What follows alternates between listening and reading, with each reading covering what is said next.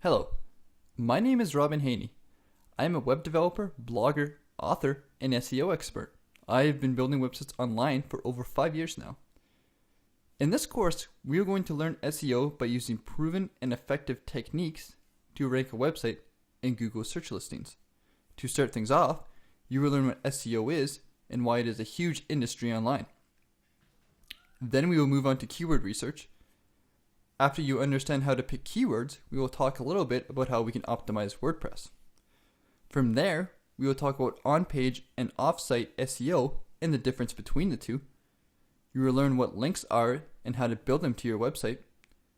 I have also provided a link building timeline you can follow to make it all a little bit easier to understand. We will brush up a little bit on building social links as well as how to create quality content for our websites.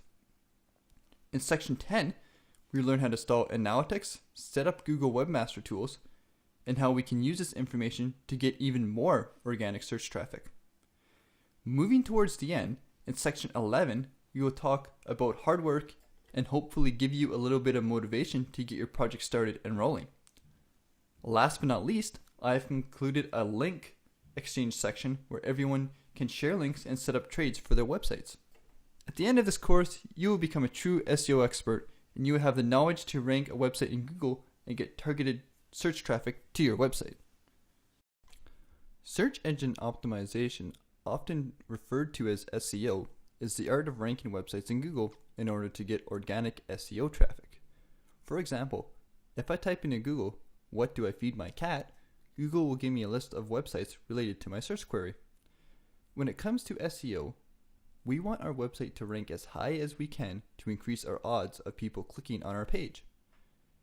SEO is a big business and a lot of money is spent in order to achieve high rankings in Google. In this course, we are going to go over some simple ways we can increase our search engine traffic so that you can make more money with your business. We are going to cover keyword research, on-page SEO, link building, content creation, as well as general SEO best practices.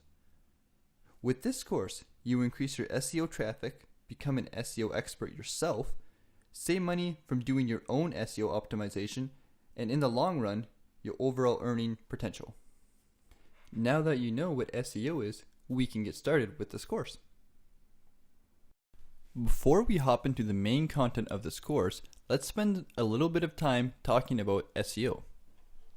There are many different ways that we can do SEO, and there are lots of different ways of getting organic search engine traffic to your website. SEO to me is a form of art because there is really no one way of doing it. We don't know 100% what ranks a website or gets a website traffic from Google. Through trial and error though, I have come up with my own ways of getting organic SEO traffic to my websites. So if you're taking this course and you already know a little bit about SEO, or for instance, let's say you follow other people in the SEO field, keep in mind that their way of doing things might be a little bit different than mine. And that's perfectly fine. Everybody has their own way of doing it. I simply do what works for me, and other people do the exact same. If you're getting organic search engine traffic, there's really no way or reason why you need to change what you're doing. If it works, then stick to it. The main thing I've realized after learning about SEO for the past couple of years is that most people will generally do the common things the same, but then have slightly small differences here and there. So in general, most people will be doing the same SEO techniques and practices, but there might be a couple things that are done differently, but it's usually the smaller things, so it's not that big of a deal. What's more important is we are doing the major things that are going to give us the best results. Things like building links, doing proper on-page SEO, and keyword research. So just something to keep in mind as you're going through this course is that there really is no one way to do SEO.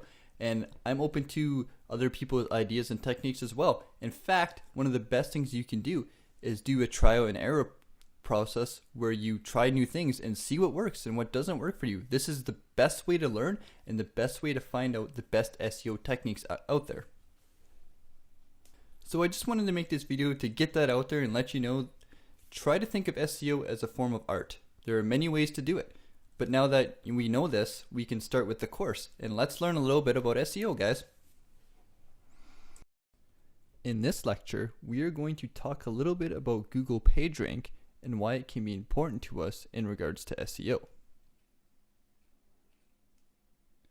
The PageRank of a web page is basically the overall strength of that particular page. PageRank can range anywhere from between 0 to 10, 0 being the weakest and a PageRank of 10 being the strongest. All websites start off with a PageRank of 0, and we have to build our PageRank by getting links from a website with a higher PageRank than ours. So if a website was a 0 PageRank, then a link from basically anywhere is good. Regardless of PageRank, links are still good nonetheless. If we can, we try to get links from higher PageRank websites than ours, but a link is still a link. Which brings me to my next point. A page with a smaller PageRank can outrank a page with a higher PageRank, especially if good SEO techniques are used by the lower PageRank website. To sum things up, links from higher PageRank websites are ideal, but not necessary. We will talk about PageRank a little bit more when we do some basic keyword research later on in the course. But for now, try to understand what PageRank is, and in the next video, we are going to show you how you can go and find out what the PageRank of a particular website is.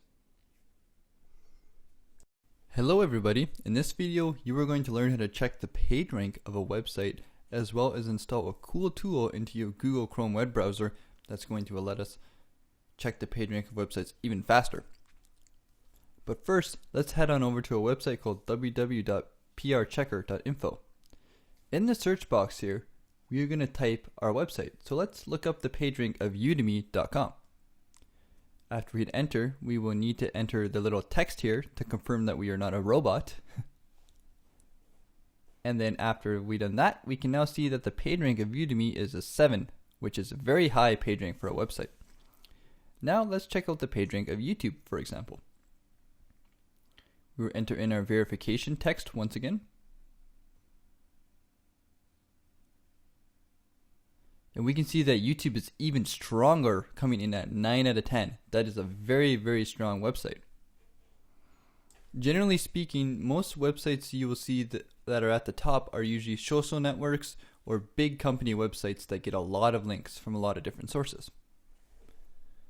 So now let's take a look at a tool that we can use to find the PageRank of websites a lot faster. We're going to go into Google here and type in SEO Quake. We are going to install this extension in our browser. In my case, I'm using the Chrome extension, but I do believe that SEO Quake does have an extension for Firefox as well, if you are a Firefox user. So we can see here we already have this extension installed and it's up and running. So after we install SEO Quake, we're going to go back into Google. And what we're going to do here is we're going to search for a keyword. Now you're going to notice after we type in our keyword, it's going to be a little bit different. We're going to have some other things pop up here.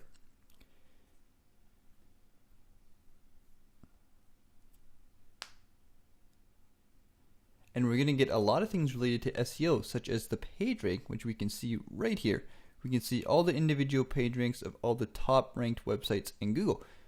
And we can do this for any keyword we like, and this is a very easy way to see what the PageRank is of other websites in Google. This is great for checking competition for other websites for our keywords. This is great for just checking the PageRank really fast. We can see that there's a large number of PageRanks here. There's some small ones, some big ones. Anything in between 1 to 3 I would be considered a good quality link. Very common, but very good quality. And anything above 4 would be a high authority web page or website. So now that we know what PageRank is and how to find it, we can continue on to the next part of the course. Keep in mind that PageRank isn't the most important thing. It's just something we want to look out for, and if we can, we want to get high PageRank links if possible. Keywords are words or phrases that people type into Google to find web pages online related to what they are searching for. For example, if I wanted to find some SEO tips, I can type into Google SEO tips. The keyword in this case is SEO tips. If we go to the Google keyword tool, we can search up and get a rough idea of how many people are searching for this keyword every month. We are going to cover how to find and pick keywords in the next few lessons. For now, just try to understand what a keyword is, and we will figure out the rest later.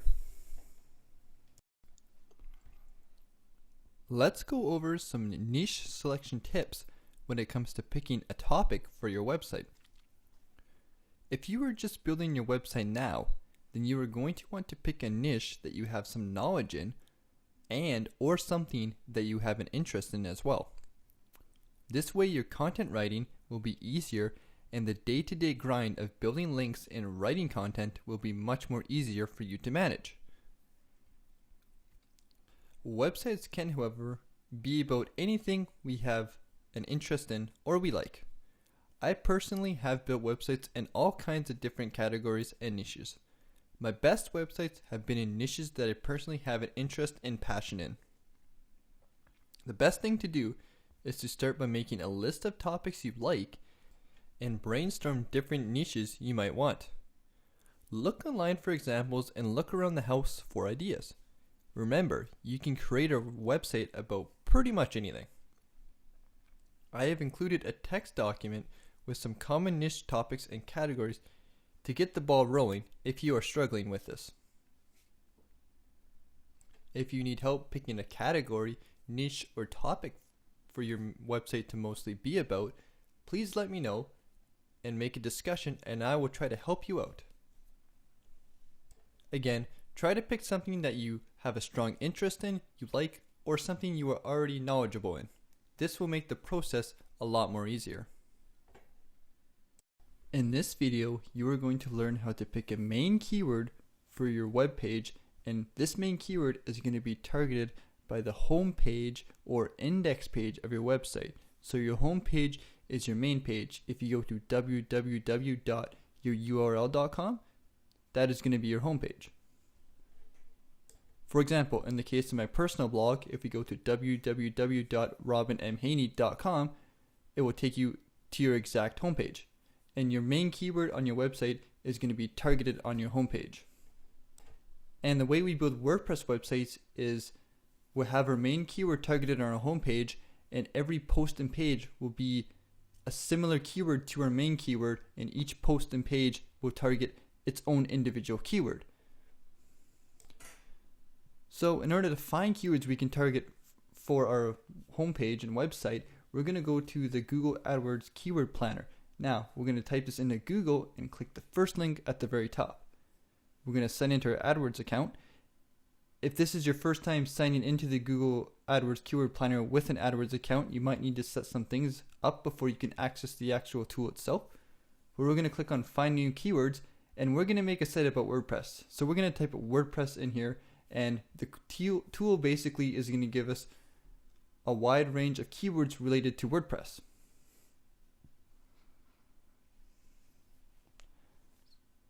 So as we can see here, we have our different keywords as well as information about searches, our CPC, and all that kind of stuff.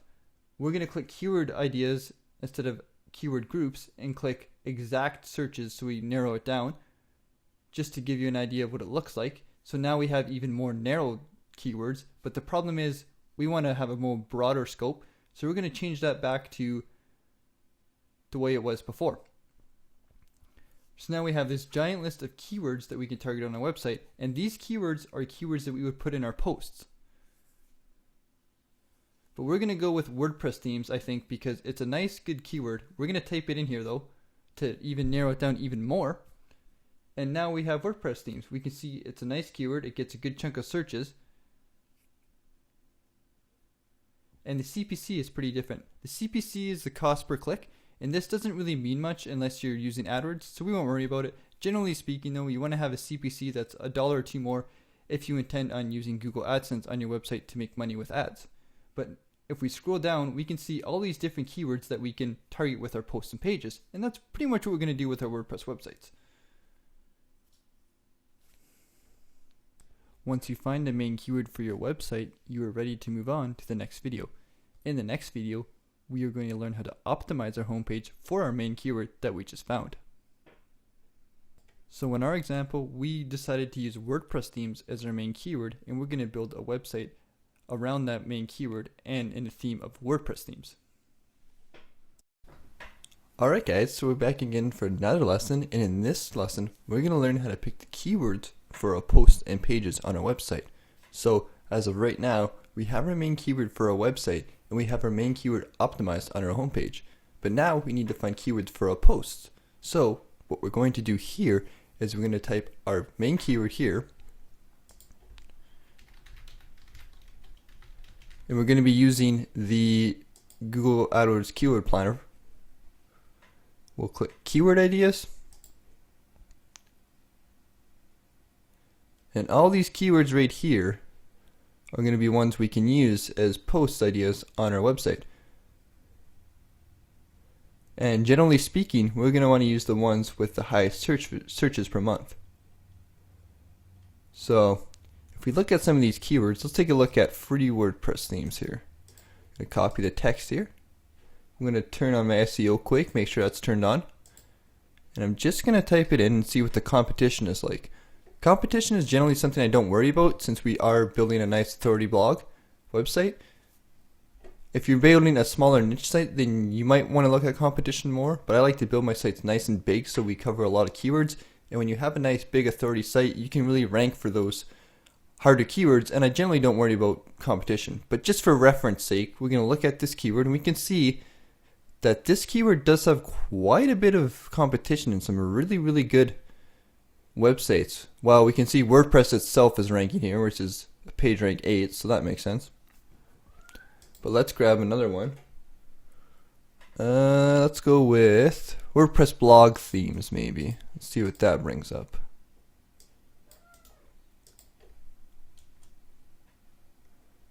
Alright, so now we can see again, WordPress is up at the top.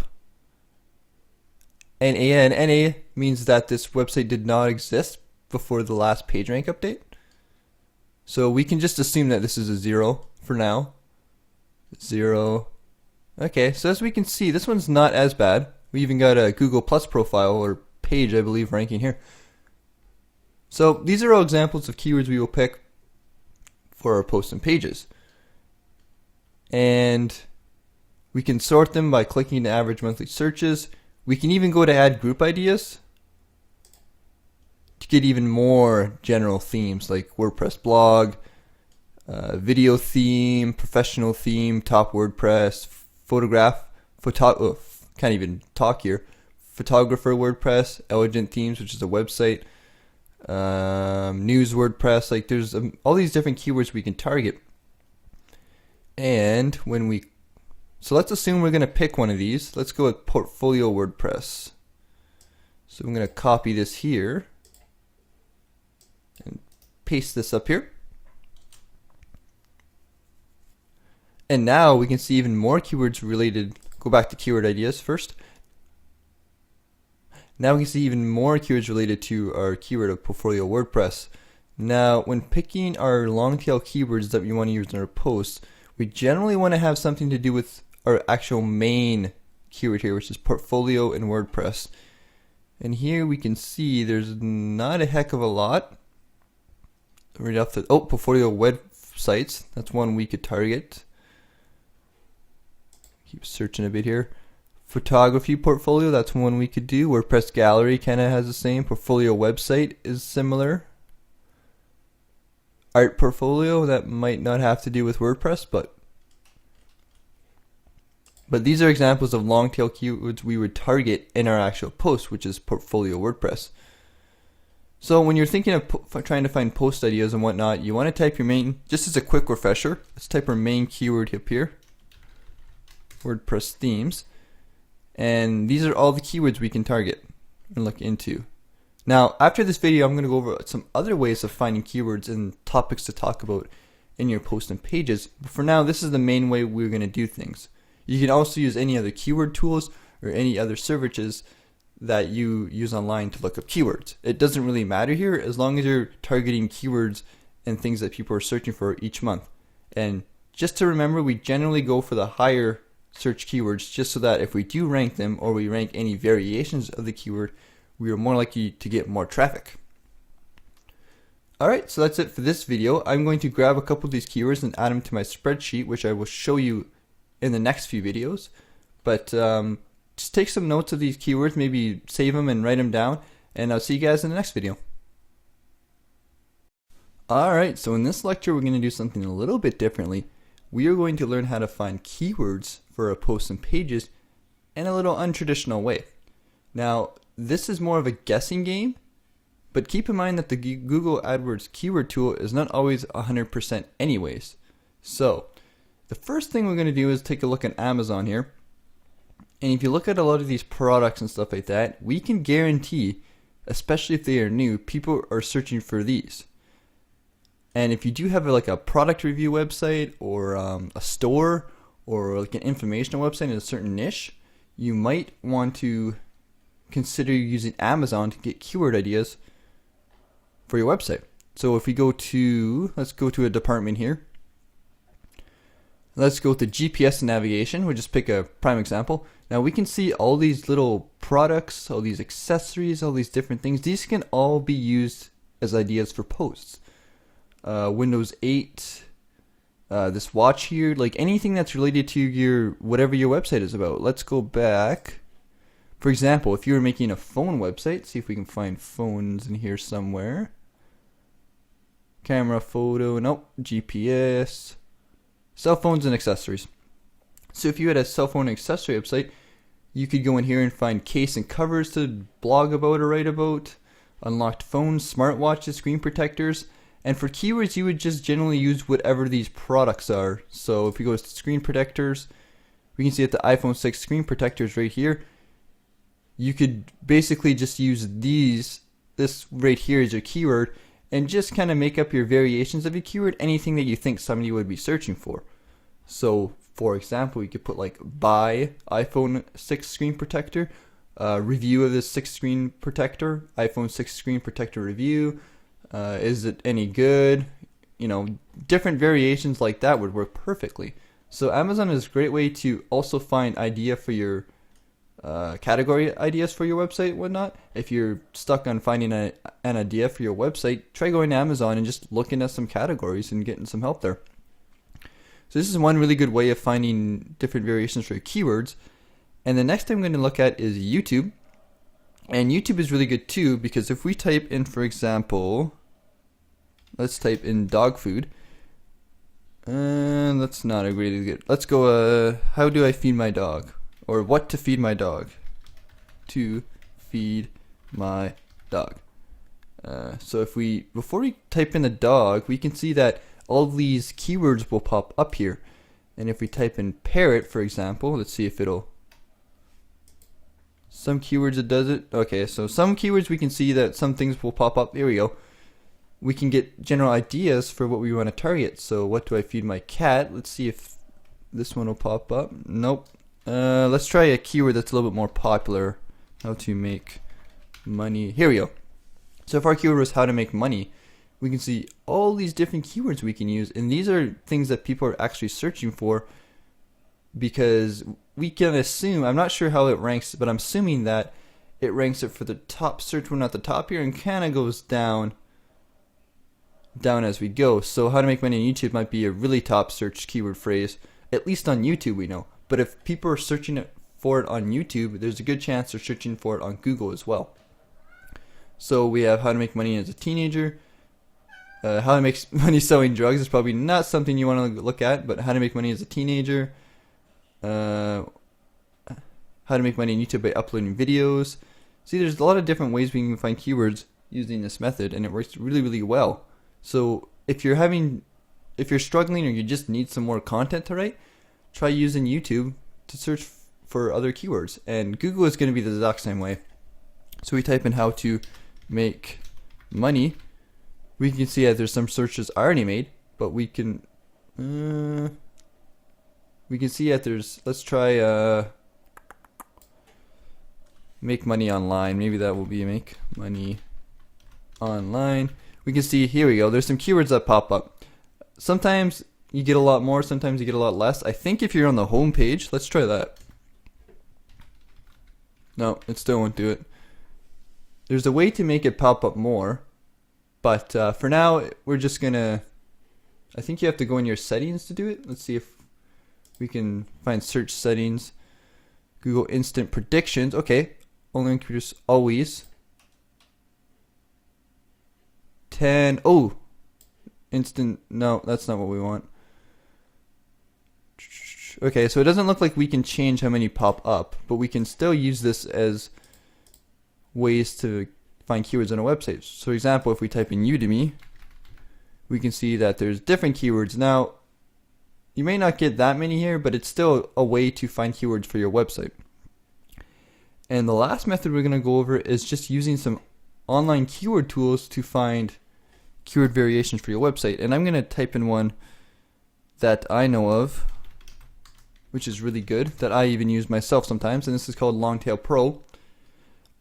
And this is basically a keyword tool that you can type in your keyword, and it gives you a lot of different results, and it shows you things like competition and whether it's worth looking for. Let's close that just for now. Sorry about that. And it's a really good tool. The problem with a lot of these tools is that they are kind of expensive and they're not necessary. Like once you get an income going and your website starts ranking, it might be a good idea to get a tool, but you don't need it, and they are quite expensive. So if you want to look at them, I'm going to add a text document at the end of this video just suggesting a few common ones. I don't use them a lot myself, but I do use them sometimes. Like they are good for cutting back on time and finding some nice, good targeted keywords. So that's it for this video. We learned of some unique ways to find keywords for a website, and what you have to do now is you have to go out. I'm assuming you already have a main keyword for your website, and now go find some keywords for your posts and pages. After you do that, meet me in the next set of videos, and we're going to go over our spreadsheet and how we can add those into our posts and pages and start making a nice big website that's going to target our main keyword and our variations that we have. So thank you guys for watching, and I'll see you guys in the next video. Alright everybody, so in this video we are going to learn how to pick an SEO optimized domain name for our website. Now, one thing to keep in mind before we go through this video is domain names are generally nothing to worry about too much. If we can optimize it, we will, but do not worry if the domain name you picked earlier isn't that strong. For example, let's say you have a website that's built out, it's already getting search traffic, and it's doing okay, and you're watching this video right now. Don't worry about starting over or making a new domain name. Just keep using the domain name you have right now, because it's always better to start off with an existing website that's getting traffic and to SEO optimize it from there than to create a whole new domain name. If you create a new domain name, you're making a lot extra work for yourself, and you're going to lose everything you already built on your website earlier. So this is mostly just applying for any new websites you make, or if you're making a new website right now. So just keep that in mind as you're going through this video. We are going to try to include your main keyword in your domain name, or a strong variation of it at least. This is especially true if you are creating a small website or a website that is very targeted in a particular category. If you are building a very large website, then a general main keyword for your topic can work as well. Let's say, for example, I wanted to make a giant website that had to do with everything about sleeping, helping people to sleep better, fixing sleeping disorders, different things like that. And I actually have built a website like this, and it does really, really well and makes me a lot of money each month. But for this particular type of website, I can just include the overall keyword sleep in the URL and be fine, because Google knows that my website is going to be about sleep, and it's going to kind of rank it in that category. And any kind of keyword I have that has the word sleep in it, which is a good chunk of my keywords, is going to be optimized for that particular keyword. Now, you can drill it down a bit, but the problem is when you make your main URL a specific keyword, it makes it really hard to kind of branch out. If I use the main keyword sleep, for example, if I made a website called the Online Sleep Clinic, then that kind of gives a general approach to the whole sleeping category. Meanwhile, if I made a website that was talking about how to cure sleep apnea, then it'd be hard to kind of branch out to different categories of sleep. So that's just something to keep in mind when you're picking your domain name. If you're planning on building a big website and branching out, Try to pick something that's general and include like a keyword for your main topic or something. But if you're going to pick a smaller, more focused website, like in our example, you might want to include your main keyword in there as well. For example, for smaller websites or focused websites about a particular topic, try to include the whole keyword in your URL. For some reason on the slide, this didn't show, but that is supposed to say WordPress themes online, or you could put something like WordPress themes for you, or you could also say WordPress themes on sale. Like, there's so many different variations you can use, and it all depends on what type of website you want to build. But since our main keyword is WordPress themes, and we're going to have kind of like a more targeted website that's just going to have WordPress themes, we want to include WordPress themes in our URL, or at least a really strong variation of it. If you were going to make a website that had everything to do about WordPress, then we would just be fine having WordPress in the URL and whatever else we want to stick in there as well. So URLs and domain names are not that big, and you shouldn't worry about it too much. If you can, you want to optimize it, but if you already have a website going, don't worry about starting over or switching it to a new domain name. Just keep what you have and go from there. So this video is an update to the course after I released the course due to a request from a few students, and this is about exact match domains. And I've had a few people ask about exact match domains, what they are and if they're still used nowadays and if they can still rank well on Google. So let's first talk about what an exact match domain actually is. So an exact match domain has the exact keyword in the URL of the domain and nothing else. So for example, if your main keyword was guard dog training, and EMD of that particular keyword would be www.guarddogtraining.com or guarddogtraining.net or .org, etc., etc. As long as it's just the main keyword in the URL, that's classified as an exact match domain. Now, the reason why a lot of people use them back in the day is because by having that your main keyword in the URL, Google would rank them a lot higher and easier. It'd be a lot easier to rank in Google search results and a lot faster. Like, you can make an exact match for a domain for a keyword, especially if it wasn't super hard to rank to begin with, and rank it up high in Google search results and get traffic right away. And over time, Google has kind of cut back, and they've kind of cracked down on some of them, because a lot of EMDs are spammy, and they're basically made for that reason. They're cheap websites people made just to make some quick money on AdSense kind of thing, and they worked good in the past, but nowadays they don't work as good. They still rank, and we can assume that by having our main keyword in our URL, we are getting some authority and we're going to rank easier. But keep in mind that you don't want your domain name to look too spammy. So if you use like long tail keywords and stuff like that, it can look really spammy, and especially if your website is not a good website, it's a good chance Google's gonna do something to that if you don't make a high quality website, or if you use an exact match domain that's a little bit shorter, it's not as bad. Like, let's say if your website was called I guess guard dog training isn't too bad. Like, let's say if you were ranking for a keyword called online guard dog training or something like that, that would look a little bit not as bad. Like, guard dog training isn't too bad, but it's when you start adding like the long tail is when Google knows that you're specifically making this domain just to rank for this keyword. So you got to be careful with that. They still work nowadays, but just keep that in mind. And again, just you can use them as long as it's not too spammy, but keep in mind, if you are using an EMD, you're going to have to sacrifice branding, because it's going to be hard to brand a website like that, because you're making the name of your website is going to be a keyword and not like a company name kind of thing. So just keep that in mind. But I hope you guys liked this video on exact match domains, and if you guys have any questions or anything like that, let me know in the discussion settings of the video, and I'll try to answer any questions you guys have about EMDs. In this video, we are going to go over why we use WordPress for creating our websites. WordPress is great because it allows normal people to build and manage a website effortlessly. WordPress is also great because it is naturally SEO friendly as well. Throughout this course, we will cover some details in WordPress, but we are going to mostly focus on SEO. If you would like to learn how to create a website with WordPress, then consider taking my course, How to Create a Website with WordPress.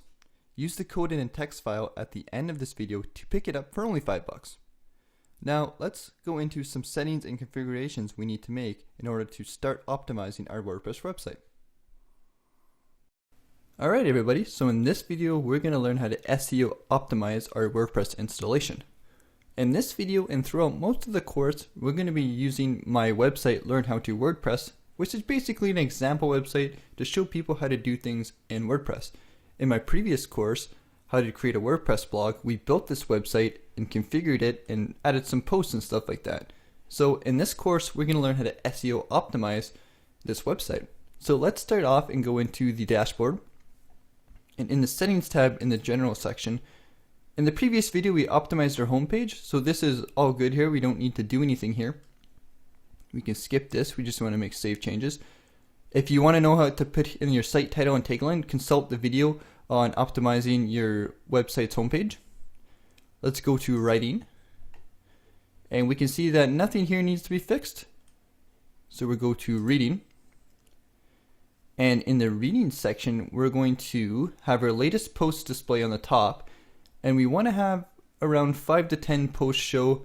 This can be up to you, how many you want to show. I like to do as many as possible without making the web page too big or too long to load is ideal. Because the more posts we have on the homepage, the better.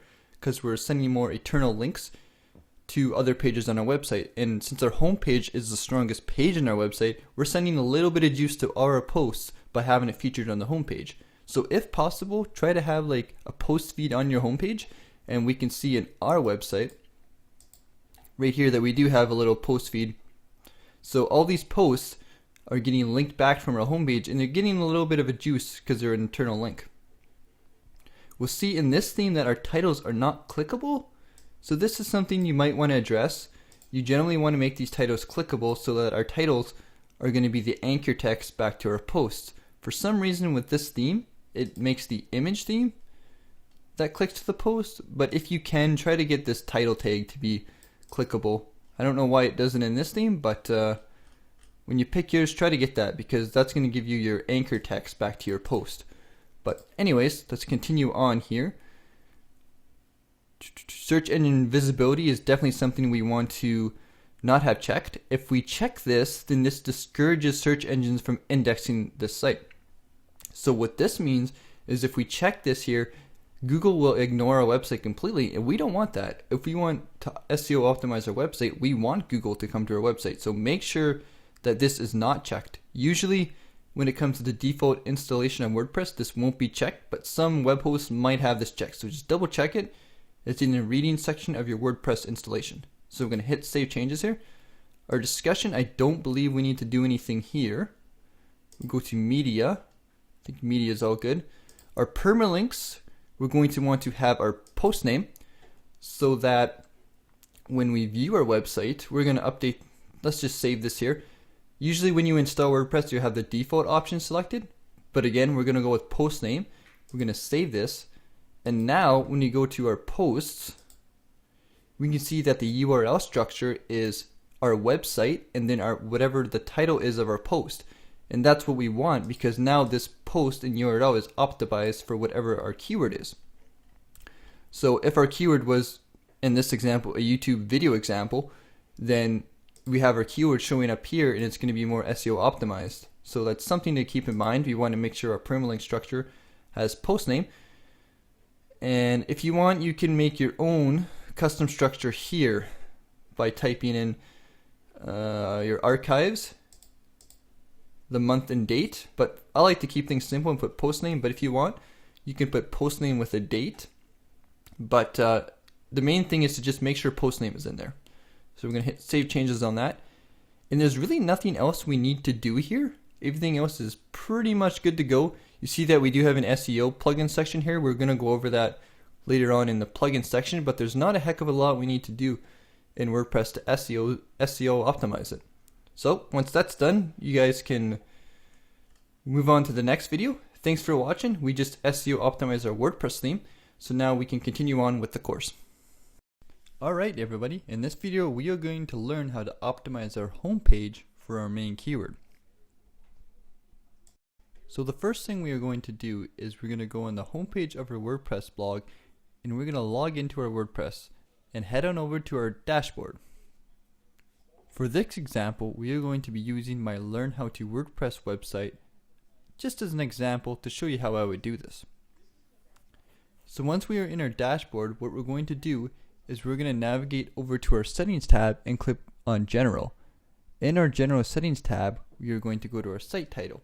Our site title is going to be a combination of our main keyword plus anything else we can fit in for our variations, similar to how we would make a title for a post, but in this case we're going to make it the title of our whole website. So I made a sample title here to put it in, and in our tagline we're just going to add a description that further describes what our website is about. We will try to include our main keyword here as well, and if we can include a variation or two, that is ideal, but more importantly you want it to make sense more than anything else. So after we enter in our website title and tagline, we're going to hit save, and then we're going to view our website. Now we can see our website keyword up at the top in its variation. And now, since this is at the top of our web page, if we navigate to another web page on our website, we'll see that we have a good solid link here with our anchor text with our keyword in it that is going to point back to our homepage. So this is going to, over time, as we build out our website and add more internal links to our website, is going to allow our main homepage to rank higher for our keyword and any strong variations of it. As we build out our website more, our posts are going to be variations of our main keyword, which in our example is WordPress themes. Now, it takes a long time to build out a website, but over time, our webpage will start to rank for any other keyword that has to do with WordPress themes and its variations of it. Picking our site title and tagline is not something that has to be too complicated. We just want something that's fast, quick, to the point, and lets users understand what your webpage is about. Again, be sure that your main keyword is in there and try to include a variation or two into your tagline as well if possible. If you guys have any questions about this video, please start a discussion and I will help you with optimizing your homepage for your main keyword. When choosing a WordPress theme, we want something that is simple, clean, loads fast, and has limited coding on it. The main concern is to find a theme that looks good but loads fast as well, since page loading speed now has an effect on how well a page will rank in Google. The faster your website loads, the better. Another thing to consider is a WordPress theme that is mobile friendly. What I mean by this is a website that looks good on all mobile devices. For example, if we take a look at my website and resize our browser window, we can see that our page adjusts to our viewport. Since more and more people are using mobile devices to view the web, it's important that our website looks good and is fully mobile responsive. Google has also started ranking websites that are mobile responsive, so this makes it even more important that we have a good solid WordPress theme. The current theme that I am using is the Genesis theme, which I am a huge fan of. Any theme will work though, as long as it meets the requirements that we have discussed so far. If you need help in choosing a WordPress theme, I provided a few links in the next text lecture that you can take a look at to help you out. If you are looking for a specific theme and need help, post it in the discussion section and maybe somebody or I will take a look and try to find a theme that is right for you. You can always search on Google as well.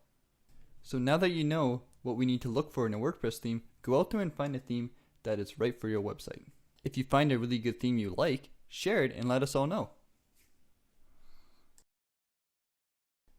Hello everybody. Just a quick video here, but I want to talk about something that is really important. When picking your WordPress theme, you want to make sure that your title at the top here links back to your website's homepage. Our title is very important, so we want to make sure we are using this link on every page to give an internal link back to our homepage for our main keywords. So when picking your WordPress theme, make sure that your title and description are visible, and make sure that your title links back to your homepage URL. So, if our homepage keyword was learn how to WordPress, then every page on our website will give our homepage a little bit of a boost since we'll be linking back to it with our anchor text. This is just something to keep in mind when you are choosing your WordPress theme. Now let's talk about getting your website indexed in Google. First, let's do a test so that you can tell if your website is already indexed or not. Let's head on over to google.com, and in this example we are going to see if my own personal blog is indexed. we're going to copy and paste my homepage URL, then add site and a colon just before it. We will then search it into Google, and yes, we can see that my blog is indexed here. Here it is giving me a listing of all my pages that are indexed. You can get your site indexed pretty easily, and Google will usually do it automatically for you nowadays. You can, however, help speed up the process and write some content on your blog or publish a few posts. Building a link or two will also help as well.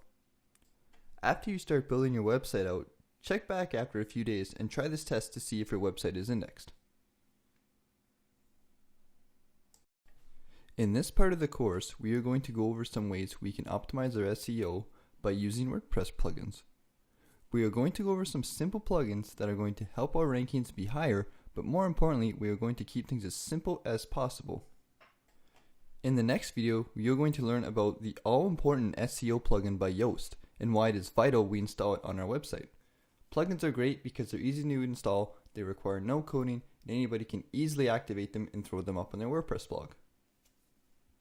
It is also important not to install too many plugins on our WordPress site, as this can really clog everything up and cause our website to load slowly and not correctly, and this can affect our rankings over time. So this is why we want to install as little plugins as possible, and only the ones that we really need for the SEO on our website. Alright everybody, so in this video we're going to learn how to install the Yoast SEO plugin. So from our WordPress theme, we go into dashboard here, and we're going to go into our plugins. Now this plugin I believe is already installed in this website. No, it's not. Okay, so we're going to install it right now. And the Yoast plugin is basically a plugin that SEO optimizes your WordPress and lets you add some title tags and keywords and things like that into your posts. So we're going to go to plugins and go into add new. We're going to type in Yoast here, and it should pop up. Yep, it's going to be WordPress SEO by Yoast. Okay, it is installed. Let's see what it is here. Must be WordPress SEO then, because I don't see a Yoast one in here. So we'll activate it. Let's go to general. Okay, so this is the Yoast one.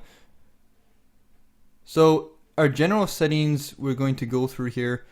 There is a tour you can do, but it's pretty self-explanatory and simple. You usually don't need to do that. We're going to go to restore default settings just in case if I did switch anything around. But generally speaking, there's not much we need to do here. Your info, so you can put your website name here, and the alternate name here. This part right here is going to be your website name that appears in the search engines. The default one is just your website name, but you can put an alternate name so that when you type in, let's type in the URL here, see if we can find it, for example. Whoops.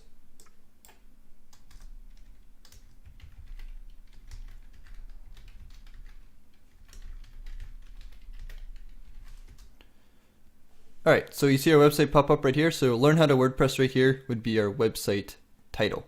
So if you put your alternate name, that'll change this piece of text right at the top here. And our company or person, you can just choose person or company, your name. Let's go with Robin Haney for my name. Click Save Changes. Webmaster Tools, you can add your Alexa verification ID, your Bing Webmaster Tools, Google Search Console, and your Yandex Webmaster Tools. You can go ahead and do that if you like. We're not going to worry about that. Security, we are going to... Alright, so we're going to disable this for now, just in case. It gives us a lot of advanced tools that we don't really need in our post section, and it keeps it simpler if we just disable that. So let's go to titles and metas. Our general settings, force rewrite on titles. We're going to not enable this because we don't want to rewrite our titles. We want to keep it the way we write them. This little icon right here will separate our titles. So again, going back to our search engine result, we see this little dash here in between our WordPress name and whatever the page is. We can change this dash by clicking on any of these here. We can use this one, we can use that one, the star, whatever you want. I'd probably keep it simple and you would use the dash here or use the line break here is the most two common ones that people use. So let's pick the line break here. We'll go same changes. Go back to home page. Our title template is how our name is going to appear in the search results. So site name right here is our site name. Learn how to WordPress. Page would be the page that we are on, and in this case our home page. So it'll show our description. If we are on a page for a post, for example, let's go to a post here. Then since our post is a YouTube video example, then this part right here would say a YouTube video example. And then the separation is a separation icon we use. So this little dash here. And then site description, whatever our description is, would be the little text underneath here. So this part right here, which is, I believe, our tagline that we have right now. But for your post, it would be your post description. So that's that part. If you ever want to, you can change stuff. You can get rid of the separation. You can get rid of the page. But we're just going to keep things the way they are. And save the changes. Our post types, again, same thing. We can change the template on our posts, our pages, our media, like our images. We're just going to keep everything the same. I like things the way they are, and they're best SEO optimized like this. The great thing about this plugin is we don't really need to change too much.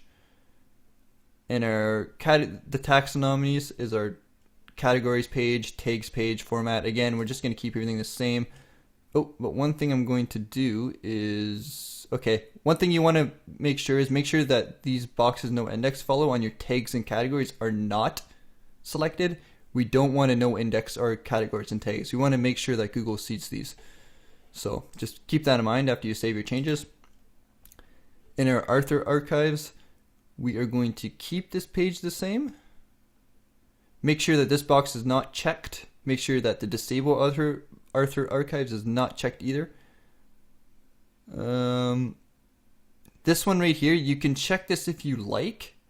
This is just protecting you from duplicate content. It's up to you whether you want to do it.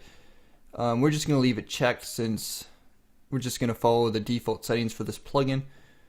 And okay, it looks like everything here is good. So we're save changes. Make sure none of these boxes are checked. Yeah, make sure none of these are checked. And we're going to go to social settings. Here you can insert all your social pages.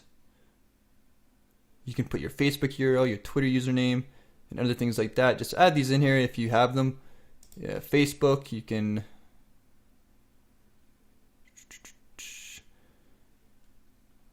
add your Facebook, your Twitter. This is just meta keywords for your social properties. You can add them if you want. You don't have to, but I would just in case, because it would help make your website look better in Google's eyes. In your XML sitemaps, we're going to click our sitemap here. Basically what a sitemap is, it looks like we don't have one created, but a sitemap is basically like a map of your website that you can send to Google, and it just kind of makes the Google search bot index your website easier and stuff like that. So we're going to make sure that this box is enabled because we want XML sitemap functionality. I'm going to hit save changes. We're going to just look at this really quickly. I don't think we need to change anything in here. Nope, it's all good. So we can leave that. In the advanced section, enable breadcrumbs. Breadcrumbs are basically like if we go to our web page and we go to, let's say we navigate to a post. We're on a post right now. So breadcrumbs are like a little trail here that goes your website, your category, your post tag kind of thing. You can put them here if you want. It's up to you if you want to enable them or not. Permalinks we've already set up, so we don't have to worry about that. RSS feed, we don't have to worry about any of this either. In the tools options, doesn't look like there's anything here we need to do. In the extensions, there's a lot of different things you can add as extensions. You can get the premium version of WordPress SEO, which I wouldn't really bother with. You don't really need that, but you can take a look if you want. Video SEO, optimize your videos to show them off in search results to get more clicks. If you have a lot of videos on your website, you might want to get that. Google News SEO would be if you're making a news website. And local SEO is for ranking with Google Maps and stuff like that. I'm not sure if these are free. I'm just going to take a quick look here. Yes, it looks like they are paid extensions for the plugin. So those are options if you want to include them. They're not necessary at all, but you can include them if you want. So that's pretty much all we need to do for the plugin. Everything's pretty much set up. If we go to our post and we edit a post, if we scroll to the bottom, we can see this little section here that WordPress SEO by Yoast will add to your post pages. And here we can add some things like keywords, our SEO title, and our meta descriptions. But we are going to go over that in a couple videos in the future. So don't worry about that right now. Just keep it as it is. And that's pretty much it for the WordPress SEO Yoast plugin. If you have any questions or concerns, please let me know in the discussion section of this video. And thanks you guys for watching. Now you know how to install WordPress SEO by Yoast. On-page SEO is the type of search engine optimization that we do on our website, hence the name on-page.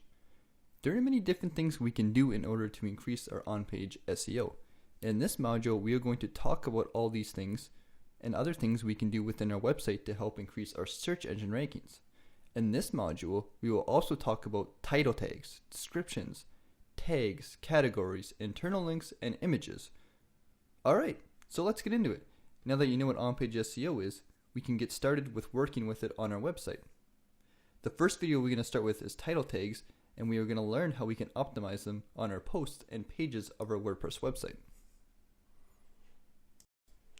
Our title tags on our website are the top tags that appear at the top of our web browser. The main purpose of our title tag is to tell our users what our page is about. Search engines work the exact same way.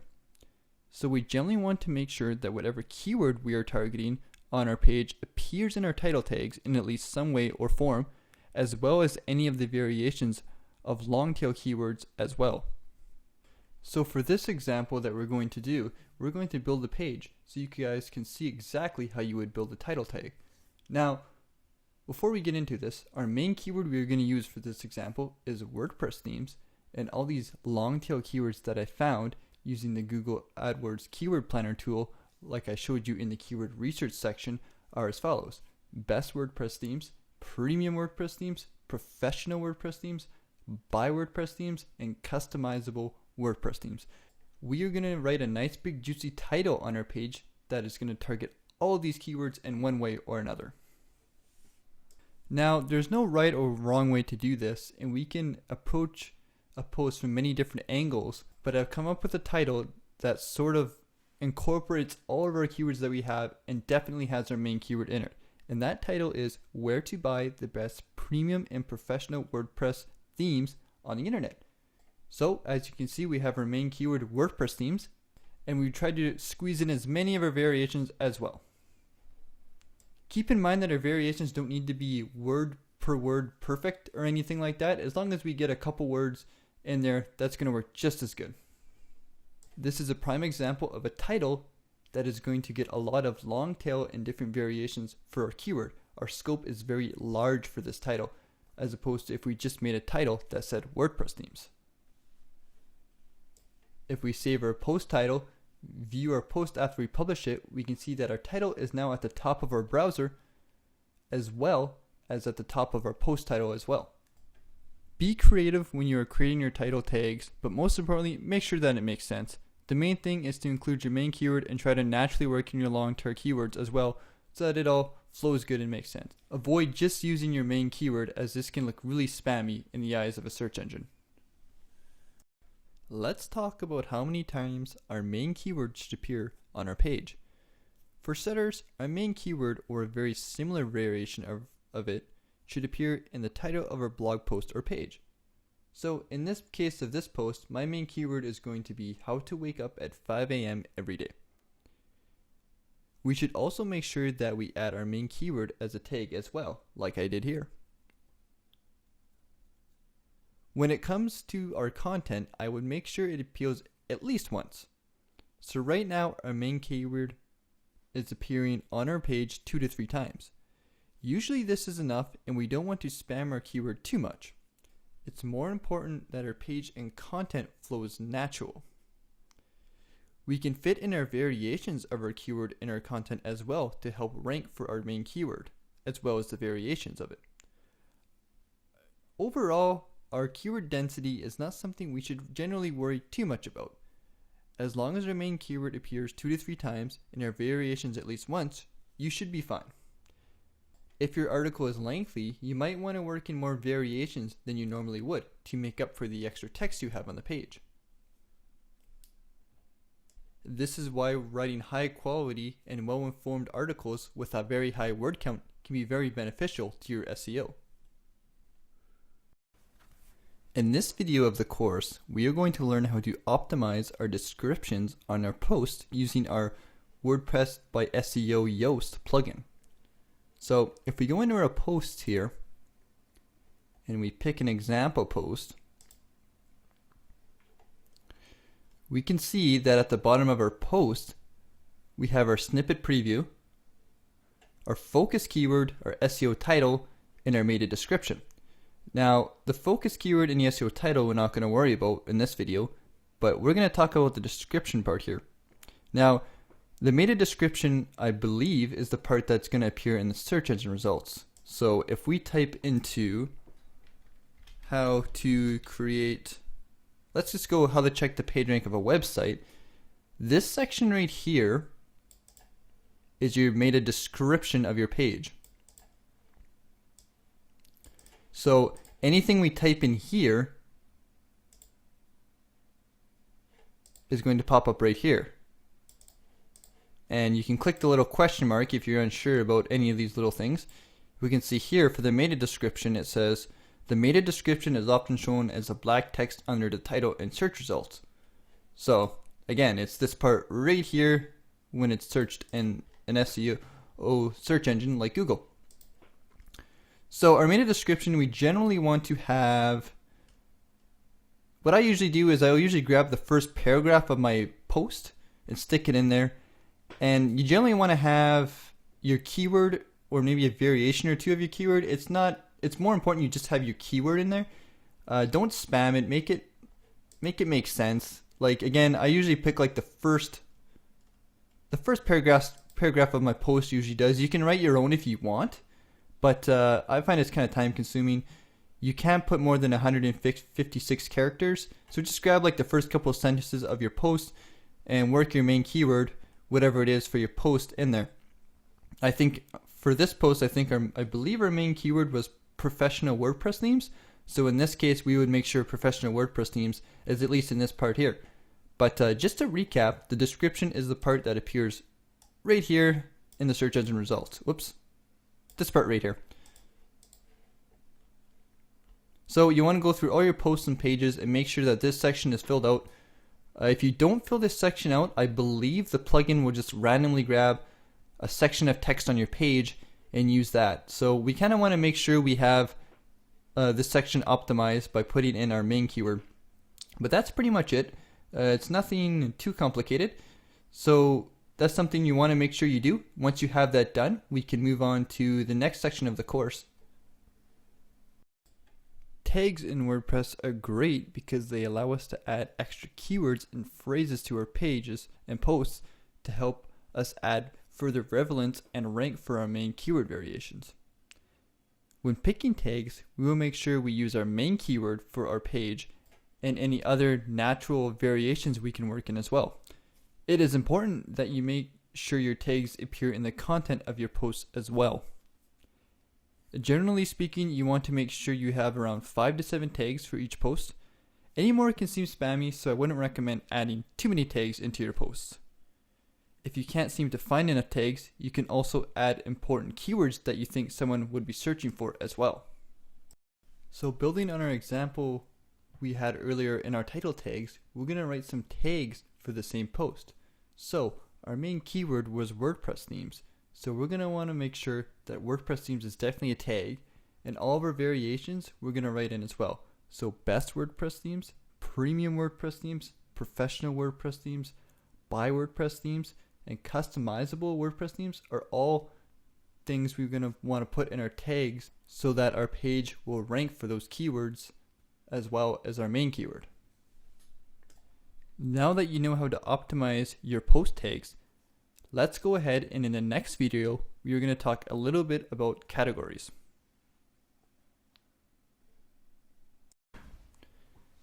In this video, we are going to spend some time thinking of our category layout for our website. It's always important to spend some time thinking of a category layout for your website. Make sure that it makes sense. Don't keyword stuff your categories, as this can look spammy. For smaller websites, you can be more specific and use variations of your keyword here and there since it makes sense. For large authority websites, think really broad and cover everything you can about your topic if possible. Let's go over two examples of both a small website and a large website. In the first example, we're going to go over a smaller, more niche approach website. So let's think of the style of our WordPress themes website. We could have our main category, which every post would generally be included in, called WordPress themes, and we can have subcategories that are very similar and specific to this keyword because it makes sense. If the site is just about WordPress themes, then all of our posts are going to be about different types of WordPress themes.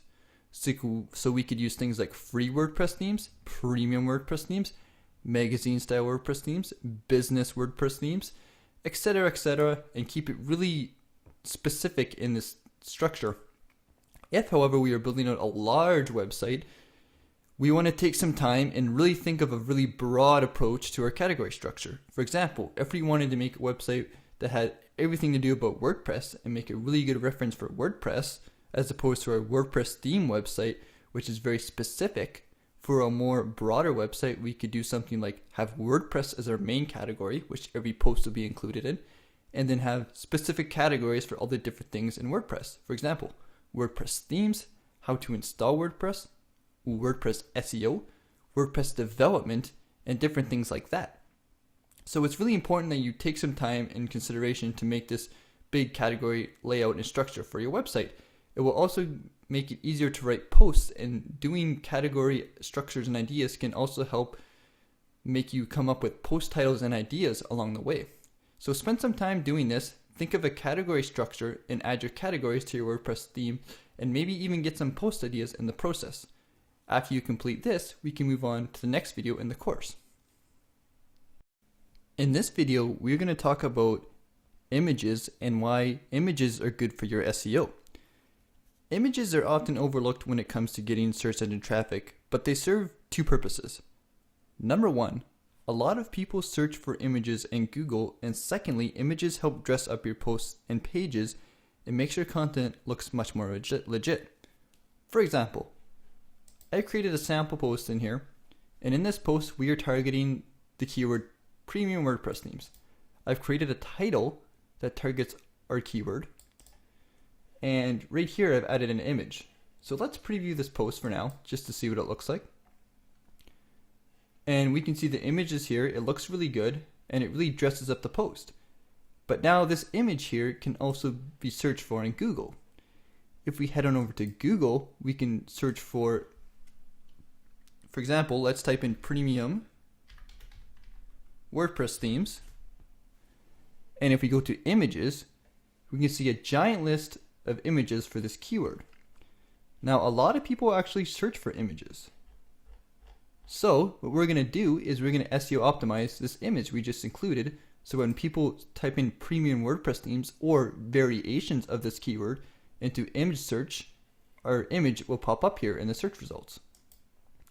So let's go back to our post. Let's edit our image. And what we're going to do here is we're going to add a little caption. Every image you should add a caption that helps describe what the image is, as well as add more text on your page.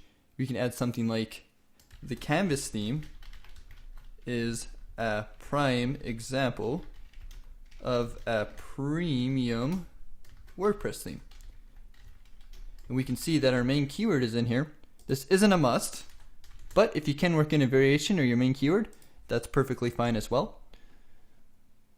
So now that our caption is added in, our alternative text is going to be what pops up. Let's say, for example, the person viewing our website can't see the images. They have images disabled in their web browser, or for some reason the image just doesn't load. Then a piece of text will pop up in the place of the image. So it also works that the alternative text is the part of the image that the search engines read. So we want to have a text that's related to our keyword. Now we can put our keyword previous WordPress theme, or we can add a variation of it. I generally pick a variation because, again, adding your keyword in too many spots can look a little spammy. So we're going to write Canvas Premium WordPress theme. So now we have Premium WordPress theme in there, and you also have Canvas here to get traffic for anybody searching for the Canvas Premium WordPress theme, because in reality, this is exactly what this image is about. We're not going to write Premium WordPress themes. Actually, let's put an S at the end there. We're not going to write Premium WordPress themes for alternative text if this isn't really what the image is about. It's more specifically about Canvas, so it makes more sense. We can, in the display settings, align it left, center, right, or none. I like to align it in the text. It just looks a little bit nicer. We can select the size. Generally speaking, you want to have nice big images on your page. They look better, but I'm not sure if this image will wrap correctly. We'll try it out from the full size, just for now. And we'll click on advanced options. And there's nothing here we really need to worry about. So we're going to click update. And we're going to preview it again. And now we can see that this image is kind of slightly a little bit too big. So we're going to go back into the edit section and make it back to medium. And publish it. If we wanted to, we could publish it on a separate line and make it that big. But I find when you wrap the text, this looks much better. We can see our caption here. Keep in mind that every WordPress theme will make captions a little bit differently. Some will include the caption outside the post. In this example of this theme, the caption isn't really that nice. We're going to have to come in here with CSS or something to make it look a little bit nicer. But if you have a nice WordPress theme, then captions will look really, really nice here in the image. So now we have an optimized image here, so that when somebody searches in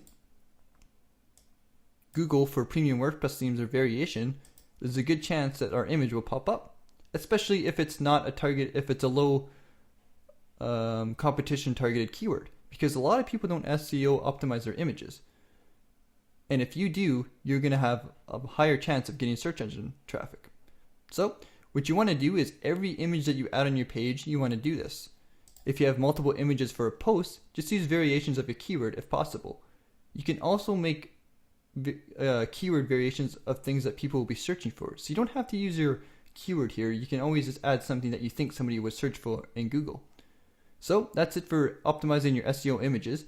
Make sure you do this on every image on your website. It's going to bring you in a lot more traffic than if you didn't. So go through your website, and whenever you add images, make sure you SEO optimize them. In this video, let's briefly go over what a link is, because as you will soon find out, links are very important when it comes to SEO and search engine optimization. Alright, so what is a link? If we take a look at this page I brought up on my screen, you will see a bunch of text as the content. In this content, you can see some of the text is clickable. And if we click it, we will be taken to another web page on the internet. This is a prime example of what a link is. This page is linking to another page on the internet. If we hover our mouse over the text that is clickable, we can see that a portion of the text highlights. This text is called the anchor text of the link and is usually related to what the page we are linking to is. Now, we will cover links more and you will learn why they are so important when it comes to SEO. But for now, congratulate yourself. Now that you know what a link is, you are well on your way to becoming an SEO expert. In this lecture, we are briefly going to be discussing the difference between do follow and no follow links. First, let's talk about the do follow tag. The do follow tag will tell search engines to follow this link and count it. The vast majority of links that we will be pursuing and building to our website will have the do follow tag. The no follow tag will do the exact opposite and tell Google or any other search engine, do not count this link and ignore it. Now, no one knows for sure but it is believed that links with the nofollow tag will pass little to no SEO value. Now I believe that nofollow links still account for something, but we should primarily pursue and build dofollow links to our website.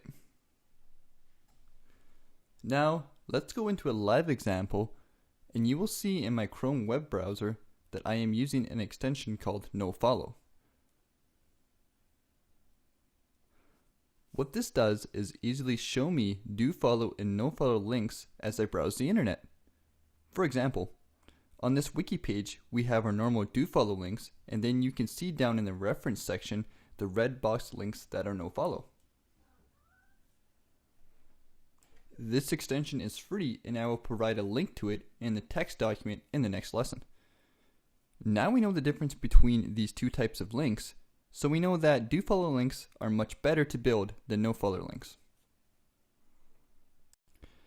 In this lecture, we are going to define what a perfect link is. This way we know what to go for when we are building links to our own websites.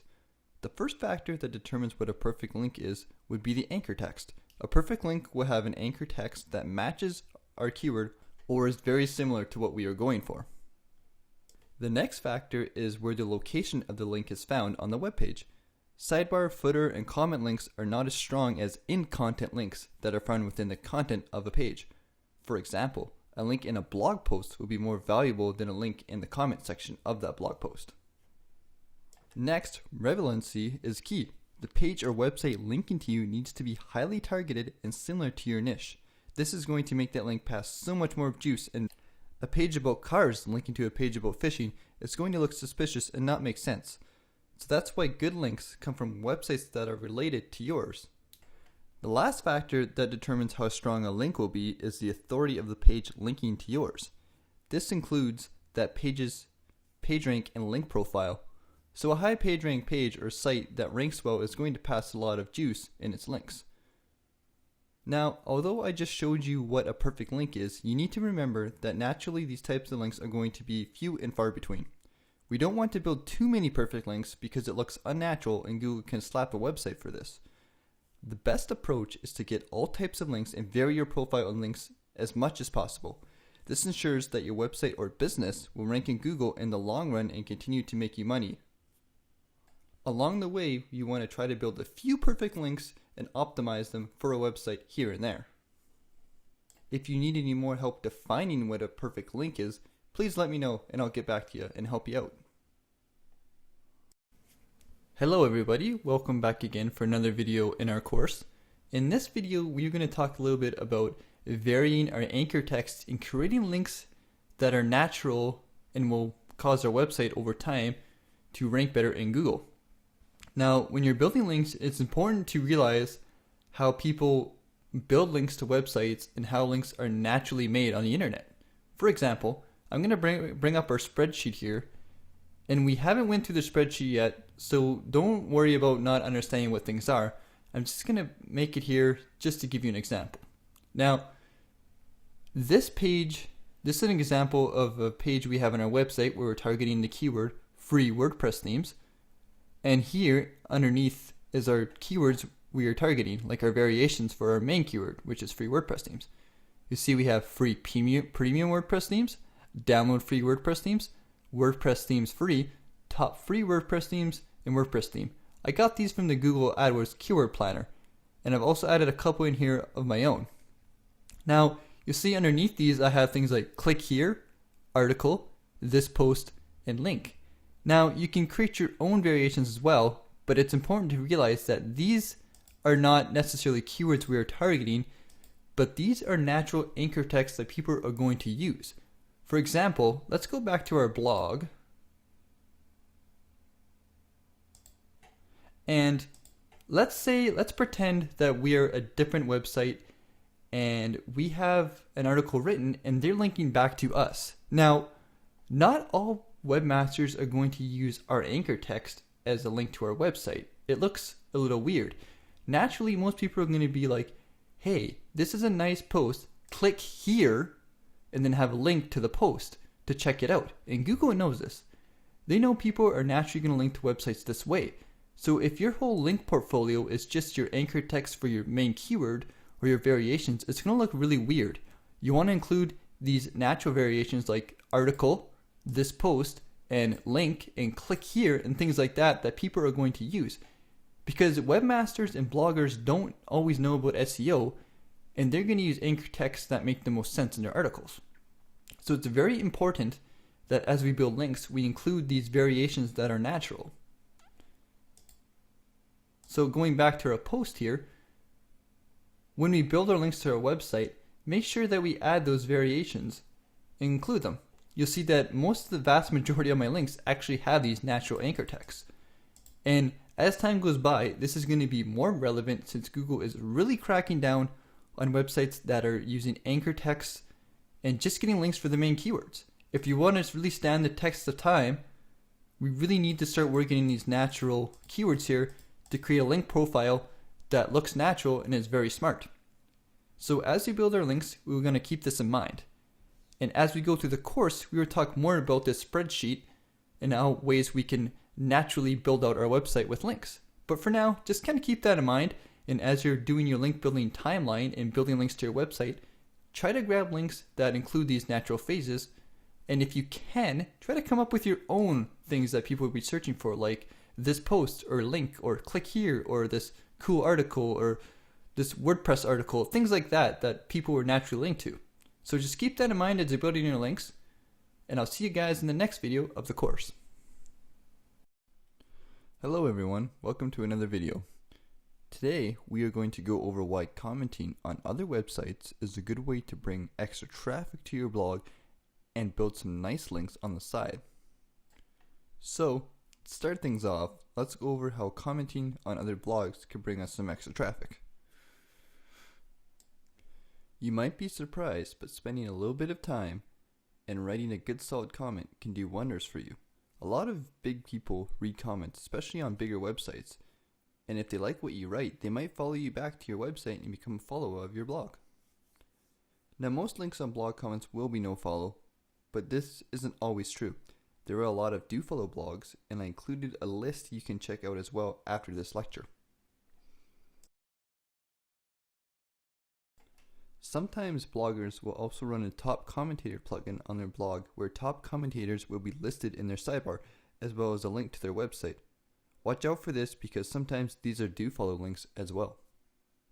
Overall, blog commenting is great and you should be doing it. Find some blogs in your niche and get active and spend some time here and there writing good quality comments on other blogs.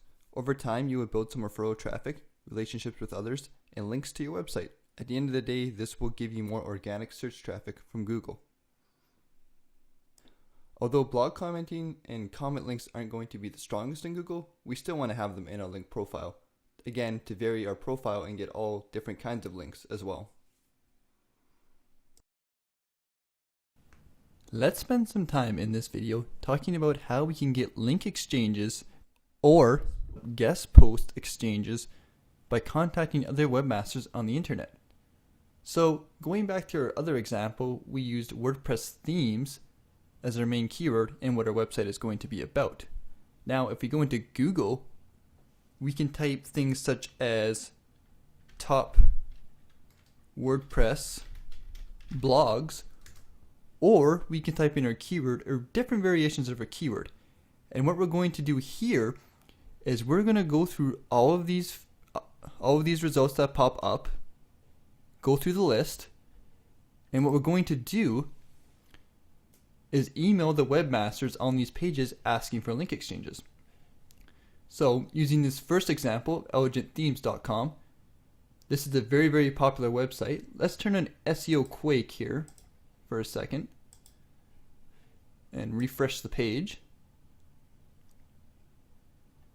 Okay, our bar is not popping up, so let's go back into Google. Here we go. Okay, so we can see that some of these websites are really high page rank, valuable websites. We're going to go through them all and look for some kind of contact page or ways we can email the webmaster. And I did see a contact page up top here. So we're going to contact them. It looks like we're going to have to go to prospective customers. we generally do a general inquiry, or if they happen to have a link exchange request option, we can click that as well. But it looks like for this website, we're just going to have to go with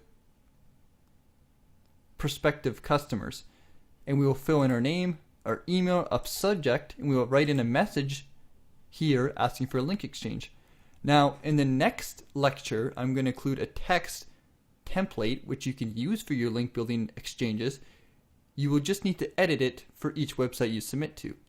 And it's also worth going to each website. For example, we can find a company, or if it's somebody's blog, if we can find a name or something we can use to personalize this message we're sending, we're going to get a lot higher chance of getting a reply or even building a link to our website. Now, keep in mind while doing this, most of these link exchanges you do, requests, you're not going to get a lot of people to reply. If you did like 30, for example, you might get like 1 or 2 people reply back, and you might build one link possibly out of that many requests. But the important thing to keep in mind is that we're getting good high quality links here. And any link exchange requests, you want to ask for a link exchange or a guest post opportunity. Now, guest post is probably the ideal situation since you will be getting a one-way link this way, but if possible, link exchanges are good as well. So let's go to another website. Let's see if we can find a blog. Let's go 30 best personal blog. And we're going to go through the list. Is this themes? These are themes actually. So let's go back. Let's see if we can find WordPress.com blogs of the day. Okay, here we go. So let's click on this example. And now we can see somebody's actual blog. If we go to About, we can see a contact page. If we can contact this individual and ask for a link exchange or a guest posting opportunity. If we go to their About page, we can find that this guy's name is Anthony, and we can kind of personalize it a little bit more by doing this. This does take a little bit extra effort, but you'd be surprised about how many people will reply back to you if you actually take some time to make a personalized response so the webmaster doesn't think you're just spamming them. And if we got a link on this website, we can see that the page rank, let's go to the home page actually, we can see that the page rank of this website is a 3. So this would be a really, really solid link if we happen to get a link exchange. Now, the vast majority of people won't do these requests, and the reason why is because it takes a little bit of effort. To go through all these web pages and these listings, it's going to take some time. But if you make a template and customize it, it'll be a lot faster, and even if it does take some time, you're going to get some good solid links this way. And since a lot of other people aren't willing to do this, you're going to be that much further ahead of them. So again, we can type in our keywords or just variations or different keywords that have to do with our keyword in some way or our subject matter, and just go through the list and contact all these different blogs. We can start at page 1 or we can go to page 6 or whatever you want to do. And we can just contact people asking for links. Again, let's see if we can find a contact page in this website. Work with us. Might be in, connect with us. That'd be the right one. So connect with us. And here we go. We can just email them here asking for a link exchange. Now, some websites won't have a link, a contact form or a way for you to contact them, and that can be a little bit annoying. So maybe you can leave a comment or something like that. Usually you'll find like maybe in an about section or a privacy policy, you can find an email. But if you can't find it, don't worry about it. Just move on to the next website and keep doing this, asking for link exchanges. Something you can do to further your chances of getting a link exchange request is maybe link to the website prior to sending the email, and this might encourage them to link back to you more. Or if you're doing a guest post, submit the guest post to them while you're asking for the guest post opportunity. This way it kind of makes things faster and makes it easier for people to publish your content or link to you. So what you want to do is every month go through a big list of blogs, and you want to get maybe in the beginning 1 to 2 link or blog roll link exchanges this way. You don't want to get too many, but just try to get 1 or 2, and then as the months go on, you can continue it. This is a great way to get link exchanges, and a lot of people don't do it. So use the template in the next lesson to send emails to these websites that are in your niche to get link exchange requests. I have also created a link exchange request section at the end of this course that everybody can go to link their niches and get link exchanges from fellow people in the course as well. So check that out if you haven't already. In this video, we're going to talk a little bit about guest posting and why guest posting is so valuable for building links to your website. So let's go over an example of a website that we would look for that would be good to get a guest post on. So let's assume that we're still looking for links for a WordPress themes website. Let's type in the best WordPress themes. And we're going to click on one of these top results. Creative blog here is an example. If we could get a guest post on this website, you get a very high quality link back to our website. Since it is a page rank 5, we can see that getting a link on this website would be great because our link would be in the content of the page, which is really, really good. It'll be a single link that's one way and will be very, very highly targeted to our website. If you remember previously when I defined what a perfect link was, a link from a guest post is very similar to the best type of link you can get. So let's say we wanted to find a website we can guest post on for a WordPress themes website. Let's type in guest posting WordPress blog. What I like to do is type in guest posting and then keywords related to your niche. This way you can get pages that usually pop up that are accepting guest posts. So let's see here if we can find a website. Most of these are how-to. Let's pick something a little bit different. Let's say guest posting web developing blogs. Let's say if our website was a web developing blog. We can see, oh, there's a web page right here on Mobilefi's website that's actually about guest posting that if we click on it will probably give us an idea. Yeah, so this is a page that's telling us what they are looking for in a guest post. So we can see that this website right here is actually looking for people to guest post. So this is a great example to get a high quality link on a PageRank 4 website to submit your guest post to. And if we go through the list, we can see blog guest posts on CSS Menu Maker. You see right here, this website's looking for blog guest posts. A massive list of 200 plus blogs that allow guest blogging. So you see there's a lot of great websites. And like I said before, guest posting gives us some of the best quality links we can get. So it's definitely something you want to focus on. You don't need a lot of guest posting links to really, really give some value to your website. Just a couple from high quality websites that have very high page ranks can really boost up your blog or your website in the search engine traffic. So try to build a lot of links from guest posts and make it a big part of your link building campaign. I know it can take time to write the content, and you want to make sure that the content you write in your guest post is very high quality. But that link or two that you're going to get back to your website is going to be really great. Make sure that the link in your guest post is going to be do follow as well. So now that you know what guest posts are and why you need to get links from guest posting websites, go after there and get them. Build one or two or a couple in your first couple months of link building, and you will notice your website will rank much higher in Google.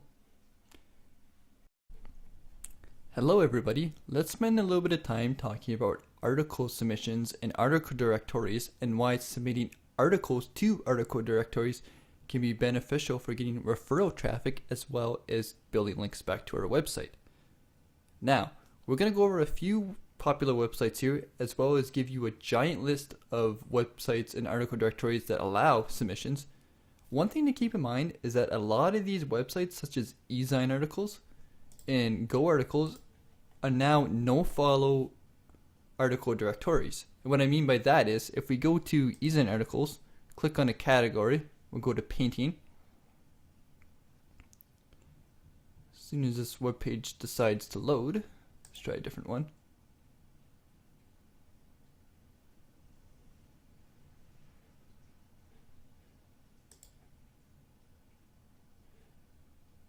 Okie dokie. Let's try to use go. Oh, wait, here it goes. All right. So we'll click on this article here. Internet's a little bit slow today. And if we go to the bottom, you can see that there's a link here. Now, way back in the day, you used to be able to link back to your website and you would get a do follow link. And it would be a very solid link from eZine Articles since it is a PageRank 6 website. But nowadays, the links are no follow. That being said, you can get a lot of referral traffic by posting on eZine Articles, and you still get links that look great in your link profile. So back in the day, I would recommend you do a lot of eZine Articles, but nowadays I just do a couple here and there because again, it builds referral traffic and it helps get you some good solid no-follow links, which you need in your link profile. I do believe Go Articles is a no-follow directory as well, so you just want to get a couple here and there. Just to get the referral traffic and the high quality no follow link. And right here, we can find lists like this in Google, but I found this particular one where it lists all the do follow article submission sites, which is the main ones you want to focus on. Because again, do follow links account more, but we do want to get no follow here and there. Now, this list is from 2015, but I can see some websites on here are now no follow. So you might need to go through here and just double check them just to make sure. Use our SEO Quake extension to be sure. But you can see here there's a lot of different websites where you can submit your article to and get a link back to your website. So let's take a look at some of these websites just to see if we can find ones that aren't do follow. Try this one here.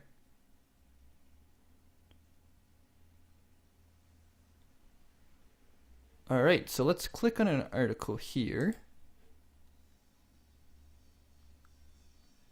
Wait for the page to load. Okay, so we can see that there's a lot of links in this page that aren't do follow. And it looks like all of these links are pointing towards the person's website that they created the article on. So it looks like they wrote a nice article here and they're linking back to their website. And I guarantee this article probably gets a lot of referral traffic and it gives them a high quality link back to their website. And if we go to the homepage of Uber Articles, we can see that it is a PR rank 3 website. So this would be a great website to submit your articles to. And remember, do follow article directories are what you want to focus on. So as you're building your links, try to get some links, go through this list. If anybody knows of any great do follow article directories, please include them in the discussion section of this video and share them with everybody else. As you can see, there's a lot of articles you can submit, a lot of places you can submit your article to. So check them out and include them in your timeline when you're building links. If you have any questions about article directories or submitting articles to article directories, please let me know. While we are progressing through our link building timeline, a great way we can get a solid link is from websites that we already own. As your career and SEO life grows on the internet, it is a great idea to build out multiple websites because it allows you to link to your own websites but also be more flexible when it comes to doing link exchanges with other webmasters. For example, what you're looking at on the screen right now is a website I own. I could go from this website and link back to another website, for example, my blog, and get a good solid link here. When linking between websites you own, do it sparingly and try to do one-way link exchanges so it looks a little bit less obvious in Google's eyes. So if you have a few websites online, this is a great way to get some extra use out of them. If you only have one site, consider expanding your portfolio for more options when link building. You might also be interested in investing or buying other websites that people are selling to increase your passive earnings and flexibility for link building. A very popular website for both buying and selling websites is called Flippa, so it's worth checking out for sure. Flippa has a wide range of expensive, intermediate, and entry-level websites that anybody can buy. if you have multiple websites, it's also worth thinking about selling websites on Flippa as well. So using this knowledge, if you have multiple websites, try getting links from them, try linking them together. But again, try to do only one-way linkage changes just to make it less obvious and look good. Owning multiple websites when it comes to SEO can be very beneficial for you. Hey everybody, I've decided that I wanted to make a new video on a specific topic called how to use Fiverr to get SEO links to your blog or your website. And this is something that you can do, and this is something that a lot of people talk about, but you got to be careful when you do this because there's a right way and a wrong way to do this. And in this video, I'm going to kind of show you guys the right way. And this is something you can just do casually here and there. You don't want to make your link building campaign just using Fiverr links. You want to kind of do it on the side. Like, there's a lot of cool, different, unique ways we can do what I'm about to show you to kind of build some links here and there. And again, you should kind of do this casually, especially since it will cost you money. But some of these links are definitely really good. And I'm going to show you guys how you can kind of, use the good ones and avoid the bad ones and whatnot, because there's definitely a wrong way of doing this. And I'm going to try to show you guys a right way. And this is something I do here and there casually through my websites and whatnot to slowly build links to them over time. So we're going to head over to Fiverr.com. And there's some categories we're going to take a look at, and there's some different ways to find good links on here. And the first thing I'm going to actually point out is that Fiverr has changed their interface a little bit, so everything's a little bit moved around here, but I'm sure we should be able to navigate. Let's see here. We're going to go to online marketing is the first thing we're going to go to, and we're going to go to blog mentions. I'm going to give this a click right here. And in this category, we can see that this is a way for us to do guest blogging and to have other people do guest posts on their blogs. And usually they will let you link back to your website. And seems like Fiverr's a little bit slow today, so we'll just wait for that to load. Here we go. And like usual, we can go for the recommended ones first. We're just going to quickly browse through here, but we can also go to the high rating courses as well. But here, we're going to click on this one. And we can see that this is a gig for I will write a guest post on a PR3 sports blog for $5. And if we read about it, we can see that if we actually order this gig, this guy will actually write you an article of 300 to 350 words related to your website and post it on their blog. So that's pretty cool. In this gig, they actually do the writing for you. In some gigs, they will they'll post your article, but you kind of have to write it first, which is okay in some cases. I mean, especially if you want a high quality article. But in this case, it's pretty cool, like how they do that for you. And you want to make sure that your links are usually do follow. If you can get a link from like a really high page rank website or really like good looking website, it's okay if it's no follow. But for the most part, you want to try and go for do follow, because remember, do follow links are the ones that Google will index, but again, it's not that big of a deal. And one thing before we do order gigs like these, one thing I really stress you guys to do is to message the person who owns the gig first and see if you can see their website first, because you want to make sure that when you're building links to your website, you're building high quality links, and you don't want links from spammy websites, so to speak. So it's a good idea to message this user right here. So if we were interested in this gig, because in all reality, to pay $5 for a targeted article on a blog that gives us a great solid link back to our website is a steal of a deal. But again, we want to make sure that this website this guy owns is actually good. And we would only order this gig if we had like a sports related blog. We wouldn't like get this link if we had something on like cooking or something like that, because that really doesn't make sense. You want to have it related. So what we're going to do here is we can go to the bottom here. We can go click contact me. And here we can see that it actually tags this gig, so we can just send him a response and he'll know exactly what we're talking about. You don't have to list the gig or anything like that, as long as you click that contact button from the gig page. And you want to message the user and just be like, hey, I'm interested in your gig. I have my website here. If they're not sure, like if there's anything they don't declare in the description of the gig, you want to write that down. So you want to make sure that they'll give you the link to their website, and if they refuse to show you their website, then that's like a big red flag.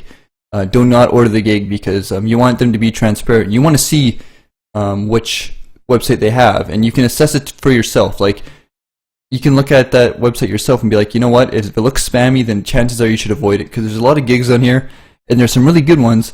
But again, when you build links to your website, you want to make sure they're legit links, and you're getting them from high quality blogs. Just because a blog has a high page rank doesn't mean it's, you know, high authority and whatnot. So keep that in mind. So we can message this guy, be like, hey, you know, you can ask him how many links you can have in an article, and et cetera, et cetera. You can ask him for like, hey, can you send me a sample of what your writing quality is like, you know, and different things like that to make sure your links are high quality. And that's one way we can do it. So we're going to go back here, and we can look at all these different things. We can say I would feature you in my blog. All these different like little gigs here. There's some of them are topic related, some of them are just general links. They're all pretty good, and you want to look at them and you want to check them out because they're pretty cool. And again, you want to look for related gigs related to your website. You want to look for if you can get a high page rank or authority blog. It's more important that the blog is related to your topic and it's a high quality website. That's the biggest thing you want to look for. And we can do this here. We can also, let's say if we have an internet marketing blog, we have that kind of style blog, when we're looking for links, we can also go to like Link Exchange or something like that. We can type Link Exchange in here, and we can see we have like different things here we can get. We can also type in internet marketing blog, and sometimes these keywords will kind of bring up gigs that are related to people with their internet marketing blogs, so they can advertise you or put your link up. So here I will interview you about your business on my internet blog. Okay, they didn't put that in the title, but this is pretty cool. This is a unique way to get a good solid link here. We can see he will interview you about your business on my PageRank 1 internet marketing blog. So this would be an excellent link. Like if you have a blog about internet marketing, you can really establish yourself with this interview gig and get a link back to your website. It's kind of a cool way to, you know, get a high quality link because it's going to look legit. It's going to be really cool, and somebody's going to interview you, so it's going to make you look, you know, more high professional and whatnot, and you're getting a solid link. Especially if this guy has it's only a PageRank 1 internet marketing blog, but that's still going to be a really, really, really good link. So this is definitely a great way to get some high quality links back to your website, and it costs $5, which really is not that much. You want to make sure that one thing I also want to mention is you want to make sure that these gigs have that your link is going to stay up on the website forever. Don't order the gigs where it's like, you know, your link will be up for a month or two or something like that. Make sure that link that they put up is going to stay on their website forever, so you're getting that complete $5 value.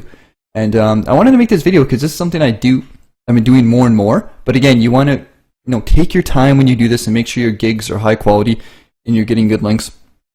And we usually come in, I'll get like 1 or 2 of these a month for a website. So let's say I'm going to bring up my internet marketing blog right here. And something I could do here is for the interview one, for example, I might actually even order this gig. It's pretty cool. I could, you know, order it and I'd get a link back to my website. I'd probably link it back to my homepage or something. And I'd do like maybe 1 or 2 of these Fiverr gigs a month, just to, you know, get some traffic, get some, you know, build some links slowly. But over time, you get some pretty high quality links. And it's definitely a good idea to go with the gigs that have smaller purchases, that you can see that they're, you know, like a lot of people who do these Fiverr gigs are people who have like their, you know, their personal blogs and stuff like that. And you want to go for the smaller rated ones usually, because this proves that, you know, they're not like making these websites just for Fiverr gigs. They're actually doing it on legitimate blogs and stuff like that. And they're just looking to make a little bit extra revenue on the side. So, you know, that means usually most of these websites are going to be higher quality on the smaller gigs and stuff. So it's definitely something you want to look out for. And if you have a website, you can also do this yourself. You can also do gigs like this and come into Fiverr and, you know, make a gig saying like, hey, you know what, I have banner spots on my blog, you know, it's in the fishing niche or something like that. You know, for $5 I'll put your ad on there. You can do things like that as well to make some extra money on the side too. So there's definitely cool things to do like that. And if you have like an article directory or like a guest posting blog, you can also make gigs about that as well. So it's kind of like you can do both. You can do both things. You can build links with Fiverr, but you can also make a little bit extra money off your blog as well. And yeah, that's a pretty cool way. And I might make a video about that later on if you guys want. But I hope you guys got some value off this video. Again, just do it here and there. if I get some time, I'm going to go through and maybe make some gigs, like some good quality gigs that you guys can use to build links and whatnot to your website. So let me know what you guys think. If you guys find some high quality gigs on Fiverr, please, make a discussion and post it so we all can see. But thank you guys for watching. And if you guys have any questions, let me know. And I hope you guys like the rest of the course. And yeah, I'll be adding some more videos as time goes on. So I want to thank you guys again. Thanks for being my student, and I'll see you guys later on. So in this video, we're going to talk a little about our link building timeline, and this is going to be the spreadsheet we are going to use in order to manage our timeline and build links to our website. So we'll see this is the main part of our spreadsheet. Up at the top here, we have our URL, which we will put the URL of our website right here. And when we click it, it'll go to our website. We have our main keyword here, which is WordPress themes. We have our keyword variations of our main keyword down here. So this section right here is going to target our home page. And underneath here, we have our post keywords, or post titles, if you will.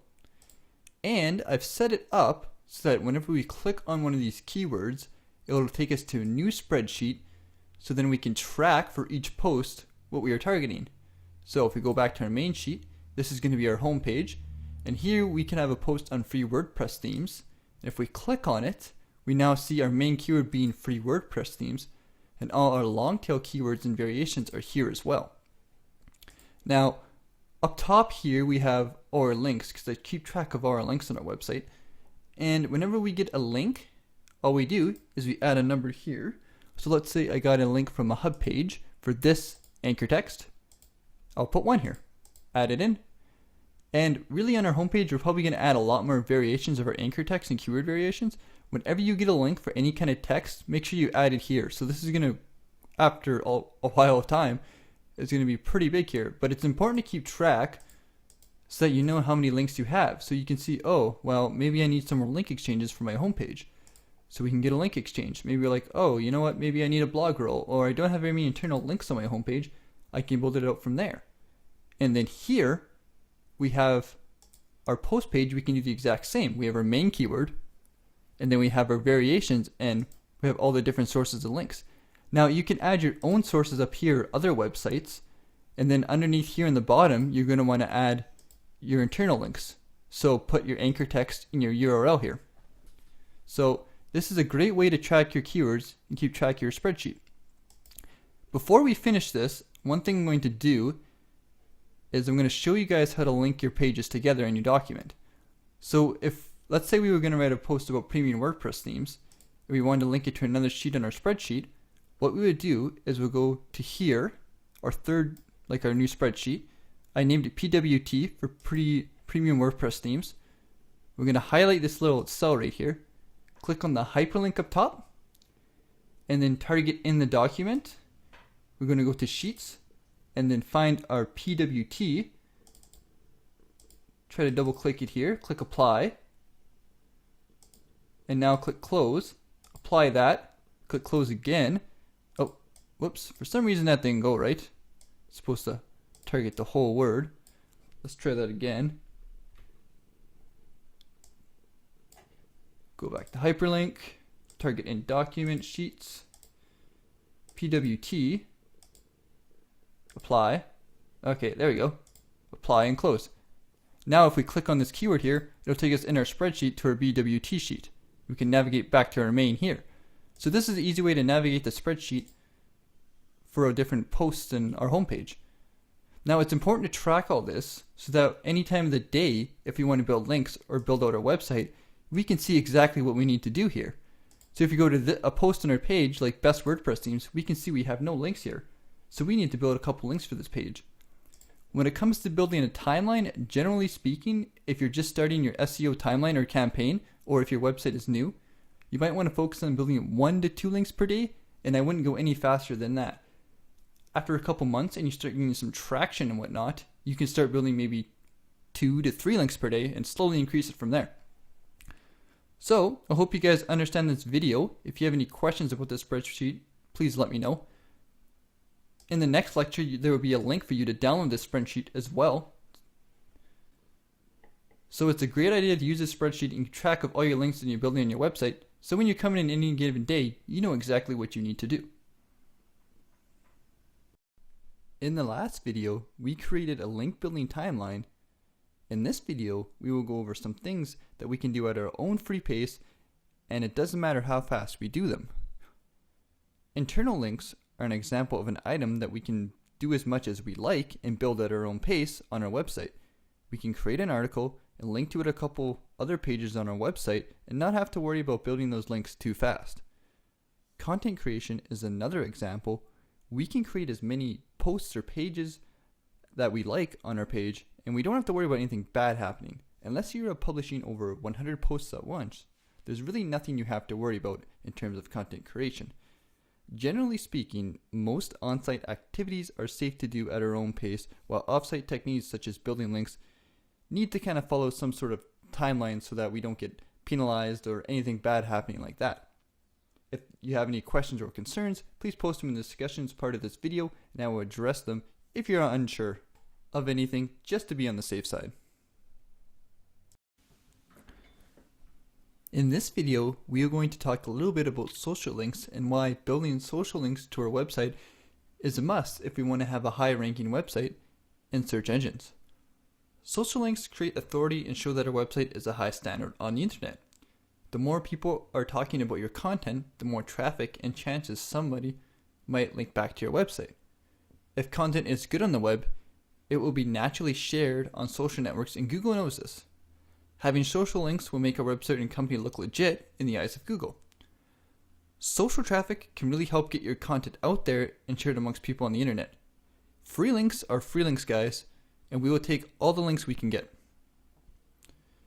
A lot of people don't build social traffic, and I think this is something that everybody needs to improve on. We can do things like tweet our posts and contents on our Twitter account. We can post our content on Facebook, and we can link back to our website and YouTube videos.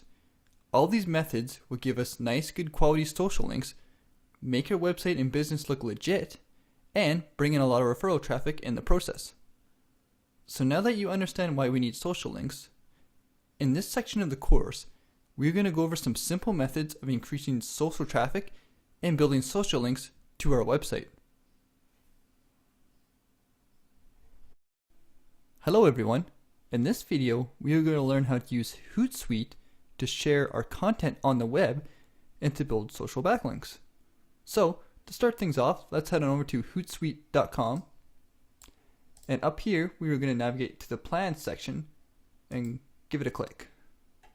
You can see we have free plans. We have free, pro, and enterprise.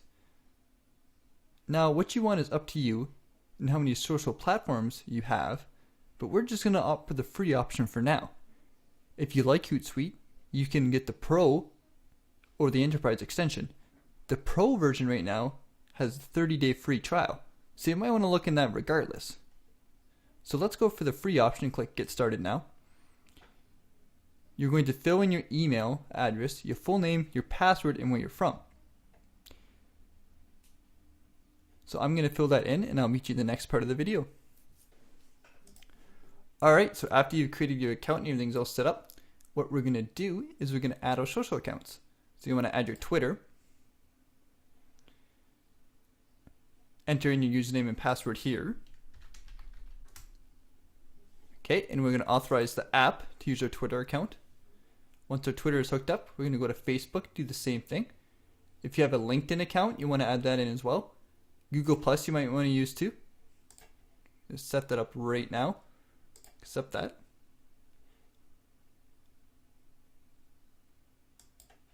Alrighty. So now we have our Google Plus and our Twitter set up. So then we can continue here. Finish adding our social networks. And now we have our dashboard of our Hootsuite. Spend some time going through the dashboard in the tutorial to get familiar with using the Hootsuite dashboard and learning how to manage all your social accounts here.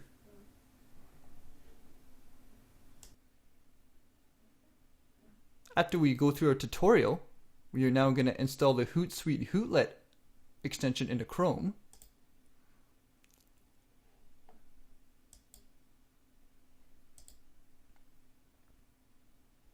Alright, now what we can do is we're going to navigate to our website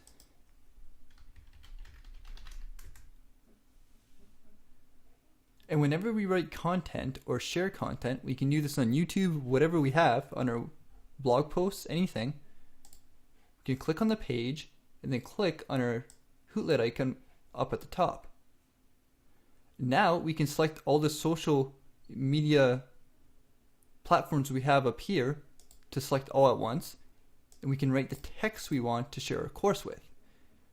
When you add your link, be sure to add at least 1 or 2 hashtags so people searching for hashtags can find your stuff. We can type in WordPress or whatever content is related to. We can schedule it now, or we can auto schedule it from a certain date. So this is an easy way we can share our content all at once on our different social platforms. Now, the free version of Hootsuite only lets you use 3 social platforms, but if you get the pro version, I believe it's up to 100. So you can create all these social accounts on all these websites and share your content all at once just by using the Hootlet extension up here. So this is a very fast and effective way to get social links to your website and build your content out and get referral traffic from social networks. There are also lots of other social tools you can use, but for now, we're just going to use Hootsuite. In this lecture, we are going to talk about content creation and why it is important for SEO and getting traffic to your website. Refreshing your homepage and posting new content on your WordPress website is going to get the Googlebot visiting your website multiple times per day. This is good because it will get your content indexed faster and Google will add more authority to your website. The more content you have related to your topic or niche, the better. In regards to traffic, more posts equals more keywords, which equals more chances to rank in the SERPs. In all cases with websites that I have owned, writing more content has drastically improved the organic search traffic I get from it. If you already have a website ranking well, this is especially true. When writing your content, you generally want to make sure your content is at least 400 words. The more content, the better, but remember, it has to be quality content and has to make sense. More words equals more long tails and different variations you can potentially rank for in Google. Try to fit in your long tail keywords if possible as well. But more importantly, make sure it's quality content and it all makes sense. Hey everybody, Robin here once again for another video on our SEO course. And in today's video, we're going to take a look at a prime example of content on the internet that ranks well in Google. So when you're writing your content and you're building out your website, you kind of want to strive for what I'm about to show you, because this is prime examples of good looking content that's going to rank well in Google. So I typed in a keyword related to credit score in Google, and one of the top 3, I believe this was the 3rd search result, is from bankrate.com, and this is the article title, 7 Simple Ways to Improve Your Credit Score. So you have the article title up here. Right here, I believe this is an ad, but you'll see that we have the content coming down here. We can see credit scores, credit score, credit card balances, and there's pictures. A lot of variations of the credit score keyword, and lots of text on this page. So we can assume that this page is probably getting a lot of search variation keyword traffic and all that kind of thing, a lot of long tails. But you'll see that there's a lot of great content on this page. This is a good, well-written article, and it looks really, really nice. You also notice at the bottom, we have 1,562 people on Facebook like this. So there's a lot of people sharing it and tweeting it. And we can see in the comments section, there's 227 comments. Now these comments that are showing on the page right now are also going to contribute to the text on the page. So if anybody's writing anything to do with credit, that's going to also help out this page rank for different variations of its keyword. So you can see there's a lot of interactivity, and this is a really well-written article, and if Google was coming to the site to evaluate it, this site would get a really, really high score because it's a well-written article, it looks great, there's a lot of social activity, and it's good. So when you're writing your content on your website, you kind of want to strive for doing this kind of thing. I'm going to go over some more things here. I'm going to see if I can find another example website for just to talk about some other things. Alright, so here again another example of a great looking website. Here we're on IGN.com, which is a news related entertainment website, a lot to do with movies and video games and that kind of stuff. And I'm going to close this here. Up at the top you'll see we have, this is a news related website, so there's not going to be a lot of keywords per se. This is going to be a lot of trending topics and stuff like that. And building news sites is probably one of the easiest ways to get search engine traffic, because all the keywords that are related to news are not going to have a lot of competition.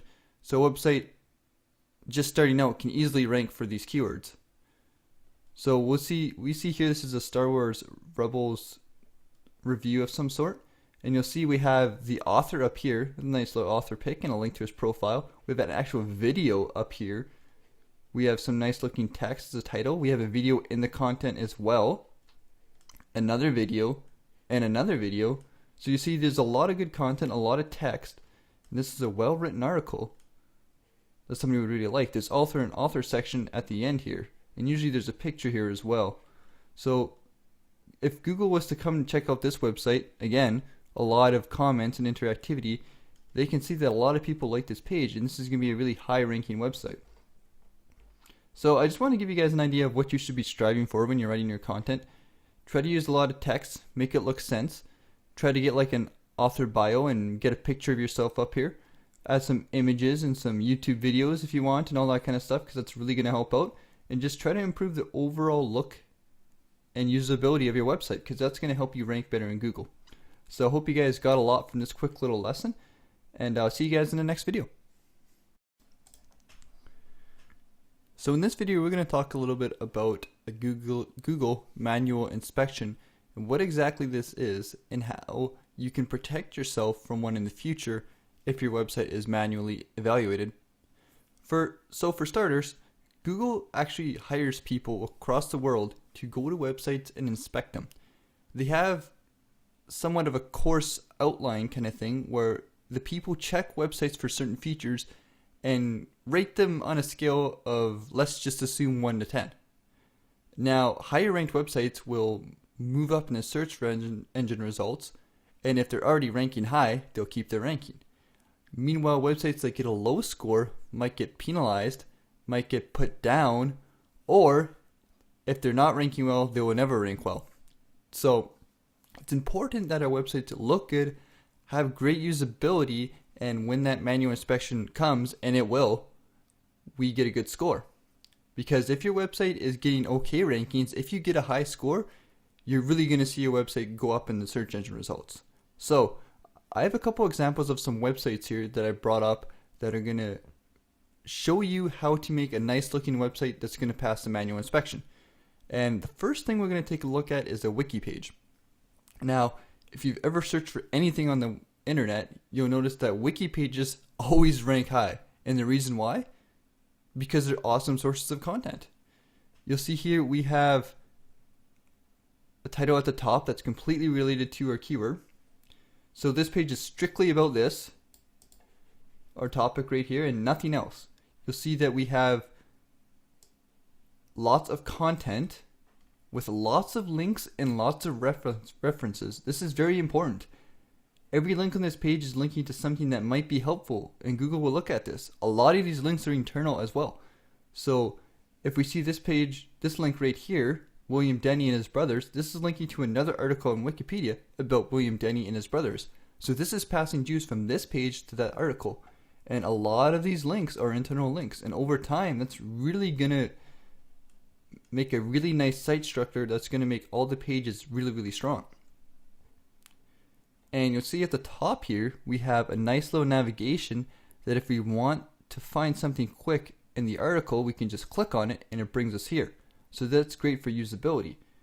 We also have this little box here that tells us everything about our specific keyword, which is awesome.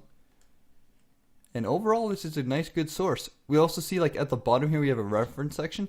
This is something that a lot of people need to start doing for their websites, especially news articles and any kind of article that's well researched and well written. Don't be afraid to write your sources at the bottom in a reference section and link to them. If you're really concerned about it, you can make these links no follow. But a lot more people should be doing this, especially if you have a news site, because it looks really professional and looks really, really well. Another thing you can do is add an author box and give yourself a picture or a face. But that's pretty much it for this Wikipedia page. Overall, it looks really, really great, and you should be using this as a prime example when you're building your content. Let's go on to another website. Now, this is an example of an internet marketing blog that I personally follow, and I believe his name is Rob Cuban or Cuban. I hope I'm saying that right. But we'll see here, we have the top, we have a logo. So a nice little logo on the page, looks really good. Over here we have his social network, so nice social marketing there, and it looks really good. We have a nice navigation, we have a nice little call to action here. We have a sidebar, we have the content, nice pictures, nice layouts. Everything looks really nice here. Everything's nice and smooth. If we click on an article, let's give this one a click. We can see that again, nice pictures, nice content, well written articles, really easy to read, nice use of quotations and lists and stuff like that. The text on the page is really smooth and nice. This is a really prime example of a good post that will rank well in Google. And Google will look at these things. So it's always something you want to take note of. And again, with this post, like all the other ones we see ranking well in Google, we can see a lot of social interactivity. We can see on the side of the website here, he's using a social plugin to, again, increase the links shared from this post. And Google will look at this, so it's important to have that there. And the last website we're going to take a quick look at is GB Evans, which I believe is a fashion clothes store of some sort. And we're going to see here, again, when they have a logo, some nice links up at the top here. We have a nice little JavaScript here. And the main thing I want to point to you guys here is they have like a contact information here on the front page. So people can see that they're an actual business. They have a name, they have an address, and they have a phone number and all that stuff. So Google really looks for this kind of stuff. We also have brands here. It's very important stuff. You want to make yourself look big, you want to make yourself look authoritative, and you want to have a lot of content on your page. Now, getting logos and banners and stuff like that for your website to make it look good can be expensive, but if you head on over to Fiverr.com, this is a great place where you can get graphics, content, and things to make your website look really good. For example, we can go graphics and design, logo design, and get a nice logo for a website for $5. So it's definitely something you want to consider because it's going to make your website look good and pass the manual inspection. But I hope this video has really shown you guys that the quality that you need to make on the internet. Content is king, and high quality articles and websites will rank really well on Google. So just keep that in mind when you're building your content, and when that manual inspection comes, you want to make sure that you pass it. If you guys have any questions about this, or you have any experience with manual inspections, please let me know in the discussion settings of this video, and I would love to help. In this video, we are going to learn how to install Google Webmaster Tools onto our website. So the first thing we're going to do is navigate to the Google Webmaster Tools website. And if we type in Google Webmaster Tools into Google, it'll be the first website up here. After we log in and set up our account, we'll be greeted with this screen. We're going to add a property. We're going to type in the URL of our property.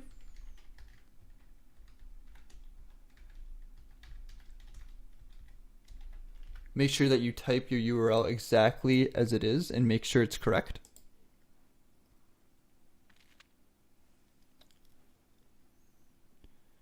Now what we are going to do is click alternative methods, and we are going to use an HTML tag to verify our website. So we need to copy this tag,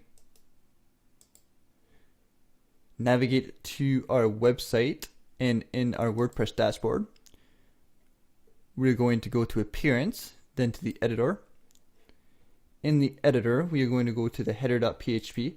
The header is the top part of our website where we will be inserting this tag. What we're going to want to look for is the section that has just before the closing tag, this part right here. And what we're going to do is paste our tag right here. Hit Update File. And if we go back to our Search Console, we should now be verified. There we go. Congratulations. You have successfully verified ownership of your website. We hit Continue. We can now see our data here.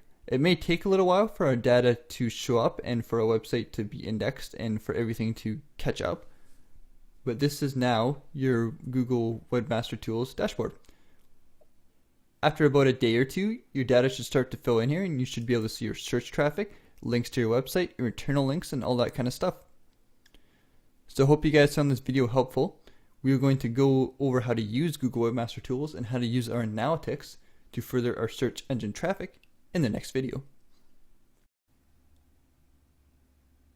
Let's go over how we can install Google Analytics on our website and start getting analytics data for our website.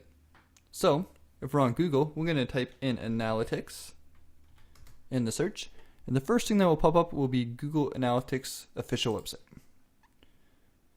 So we're going to give that a click and we'll be taken to the home page. Now, if you don't have a Google account, if you've never signed up, you're going to see a little button up here that'll say sign in or sign up to Google Analytics or something like that.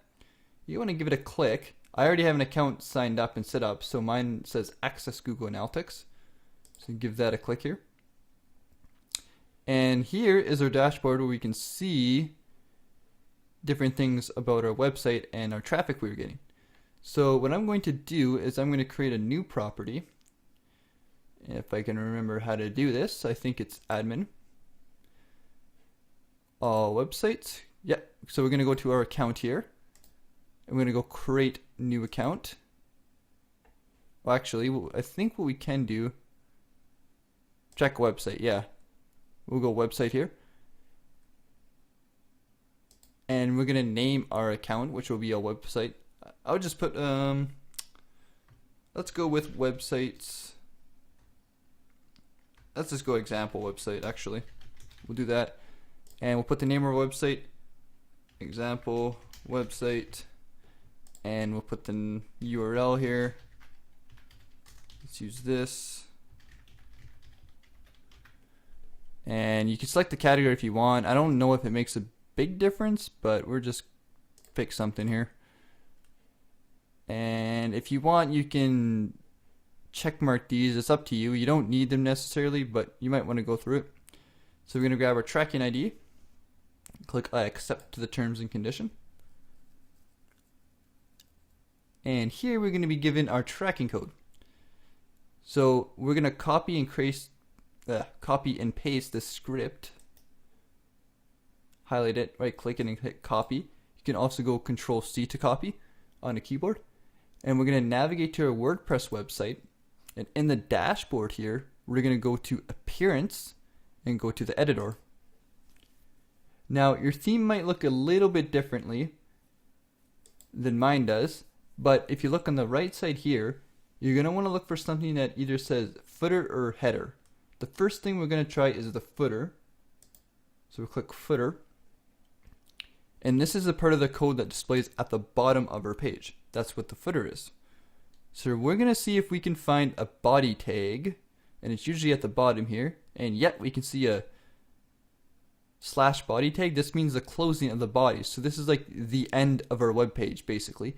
And just before the end of our website, we want to stick our script here. And you can see I already have a script actually here posted from the profile I'm already using on my Google Analytics. So you want to post your code here, hit update file. After your file is updated, you go back into your analytics, and if you go to your dashboard,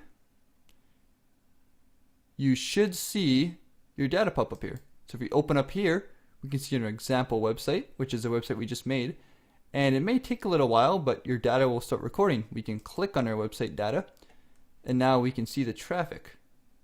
Up at the top here, we can click our dates. So for today, obviously right now we don't actually have it installed on a website, so there'll be nothing. But through here we can navigate to view at our traffic and stuff like that. So this is a great way to use analytics.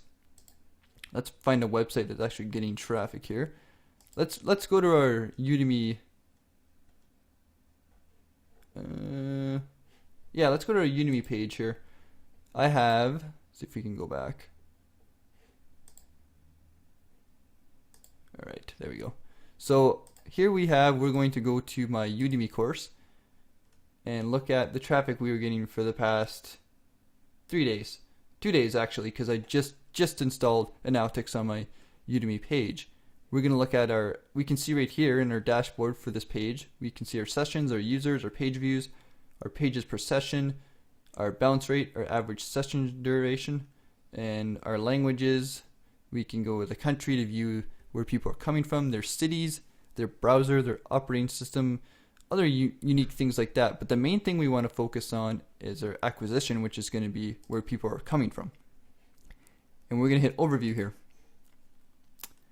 And we can see right here that the vast majority of my traffic is coming from social, referral, and even direct, which direct is probably a combination of social and referral, and to email as well, and very little organic search. Since my course, I just made it a couple days ago, it still needs to settle in the search engines, and I need to build links and all that before I'm going to get traffic to it. But over time, the organic search will slowly increase, and that's where I'm going to assume that most of my sales for Udemy is going to come from. Now, using this information, we can click on a referral to see all the different websites that are sending traffic to our page here. And if we go back, we can go to social and see all the social platforms that are sending traffic to our page as well. So this is a great way you can see how people are coming to your website. And in another video, we're going to go over Google Webmaster Tools as well. And we're going to go through a video where we're going to learn how to use this data to get more traffic to our websites and increase our Google search traffic over time. So this is a Google Analytics account I'm sharing with you. I do have multiple accounts because I do have a lot of websites, but I just wanted to share you guys an example of how you install Google Analytics and what you can do with it. If you have any questions, please let me know in the discussion settings of this video, and I'll answer any questions you have. Hello everybody. So in this video, we're going to learn how to use our analytics to further optimize our website. So on one of my websites here, I wrote a post not too long ago, I believe it was a couple days ago, on a Team Treehouse review, which is a coding website online and web development. So if you're familiar with web development or you want to learn how to design websites, then Team Treehouse is a great place to go. But I wrote this post to review the website and to get some traffic for that keyword. And the keyword I was specifically targeting was Team Treehouse review. And I added a bunch of, actually let's look at the post first you'll see I have the title up here. And then I have my variations of my keyword here. And throughout this article, I've tried to put as much variations of the keyword. I made sure the main keyword was in there. And I wrote a pretty good article. We're going to view it on the website to see how it looks. See, nice list here, nice image, laid out content. Even though it looks pretty good here. And just after a couple of days, I'm already getting some search engine traffic according to Google Webmaster Tools. And I'm starting to rank in Google for some of these searches. We click next, we can see some other ones here. So one of the ways we can use analytics to help us is to see what pages are getting traffic or which websites are getting traffic. So if you have a website or you have multiple websites and let's say one or two of them is doing better than the other ones, then that means you need to focus on the one that's doing really well. The same can be said about certain pages on a website. If you see, for this example, our review of Team Treehouse is doing really, really well, it would be a good idea to put more effort into building out this page than doing the other stuff on the website. You still kind of want to do everything, but just focus more on what's working and what's doing good for the time being, and that's really going to help you improve over time. So one of the things we could easily do to make this website rank higher for our keywords here is to look at each keywords, and we'll kind of pick the ones that make sense because some of these don't make sense. But we'll look at the ones that make sense and we're going to work them onto our page here. So Team Treehouse reviews. That one's kind of, let's go Treehouse review coding is another one that kind of doesn't make sense. Team Treehouse review, that's our main keyword right there. But this one in this case has a space. I can't remember if I used a space or not. Team Treehouse, oh we did use a space, okay. So let's go back into this one and we can go Treehouse Web Design Reviews. teamtreehousewebsite.com, treehouse web development. So this one is one we could target because it makes sense and we can work into the page. So if you go into our post, we could actually add that keyword on our page somewhere, or we can add it in as a tag here in this section here, and right off the hop we will instantly rank better for that keyword. And just a simple fix to do. It won't take a long time at all. And you can go through all the keywords here. Treehouse web development, that's one we could do. Treehouse review is definitely one we could do. That's an easy one right there. Treehouse web design review, we could work that one into our article somewhere. Treehouse coding review, we could probably do that one as well. You can add it as a tag. Team Treehouse review, another one. Treehouse web design. So you see all these ones that make sense we can work in. Some of these ones don't really make that much sense, and I wouldn't bother with the ones because, again, we want to make our article actually be readable. And you don't want to insert tags that just don't make sense. So, again, you kind of want to stick to what we talked about earlier, is using like maybe 5 to 7 tags. So if you have, let's see how many we have here. 1, 2, 3, 4, 5, 6, 7. So I can maybe add like 1 or 2 tags maybe to this article. I wouldn't add too much. If I wanted to add relevancy and rank for these keywords, I would more add it in the post here. One thing we can also do is if we see some keywords that are actually getting us some traffic. I'm not sure exactly where we're ranking in Google with these keywords. I haven't checked them. But if we're ranking decently for them, we can also add some of these keywords to our anchor text. So if we'd go to our spreadsheet, we'd make a sheet for this page, and we could add something like Treehouse web design review. Whoops, didn't mean to click that. Treehouse web design review, and we could start building links for this anchor text. And that will instantaneously, if we get a link or two, would really shoot us up since we're already ranking well for that keyword. So those are different ways we can use our analytics to really bump up the traffic on our website and improve certain pages of our website. If you guys have any questions about that, let me know and I'll help you out. You can use Google Webmaster Tools or Analytics, Google Analytics, to do this kind of thing. And I would recommend doing both because sometimes Google Webmaster Tools will not pick up certain things that Google Analytics will pick up, and vice versa. So it's a good idea to consult them both just to make sure. In this video, we are going to talk a little bit about how putting our work and effort into SEO is going to pay off over time, and how SEO is not something that you will get right away. When it comes to SEO, the more work and effort you put into building out your website and building links, the better the results you will get. If you don't put the effort in, and if you don't build links to your website, you're not going to get any traffic and you're not going to rank in Google. SEO work takes time and it takes a lot of patience. Your website will not rank after a couple days, or even a week, or even months sometimes. SEO can take a long time. What you will notice is at first you will start to get traffic for your long tails and different keywords, and then over time you will start to rank for your main keywords and your traffic will really start to pick up. Some websites and some keywords will rank right away or a lot faster than others regardless of competition, and other times it can take a lot of work to rank for a keyword.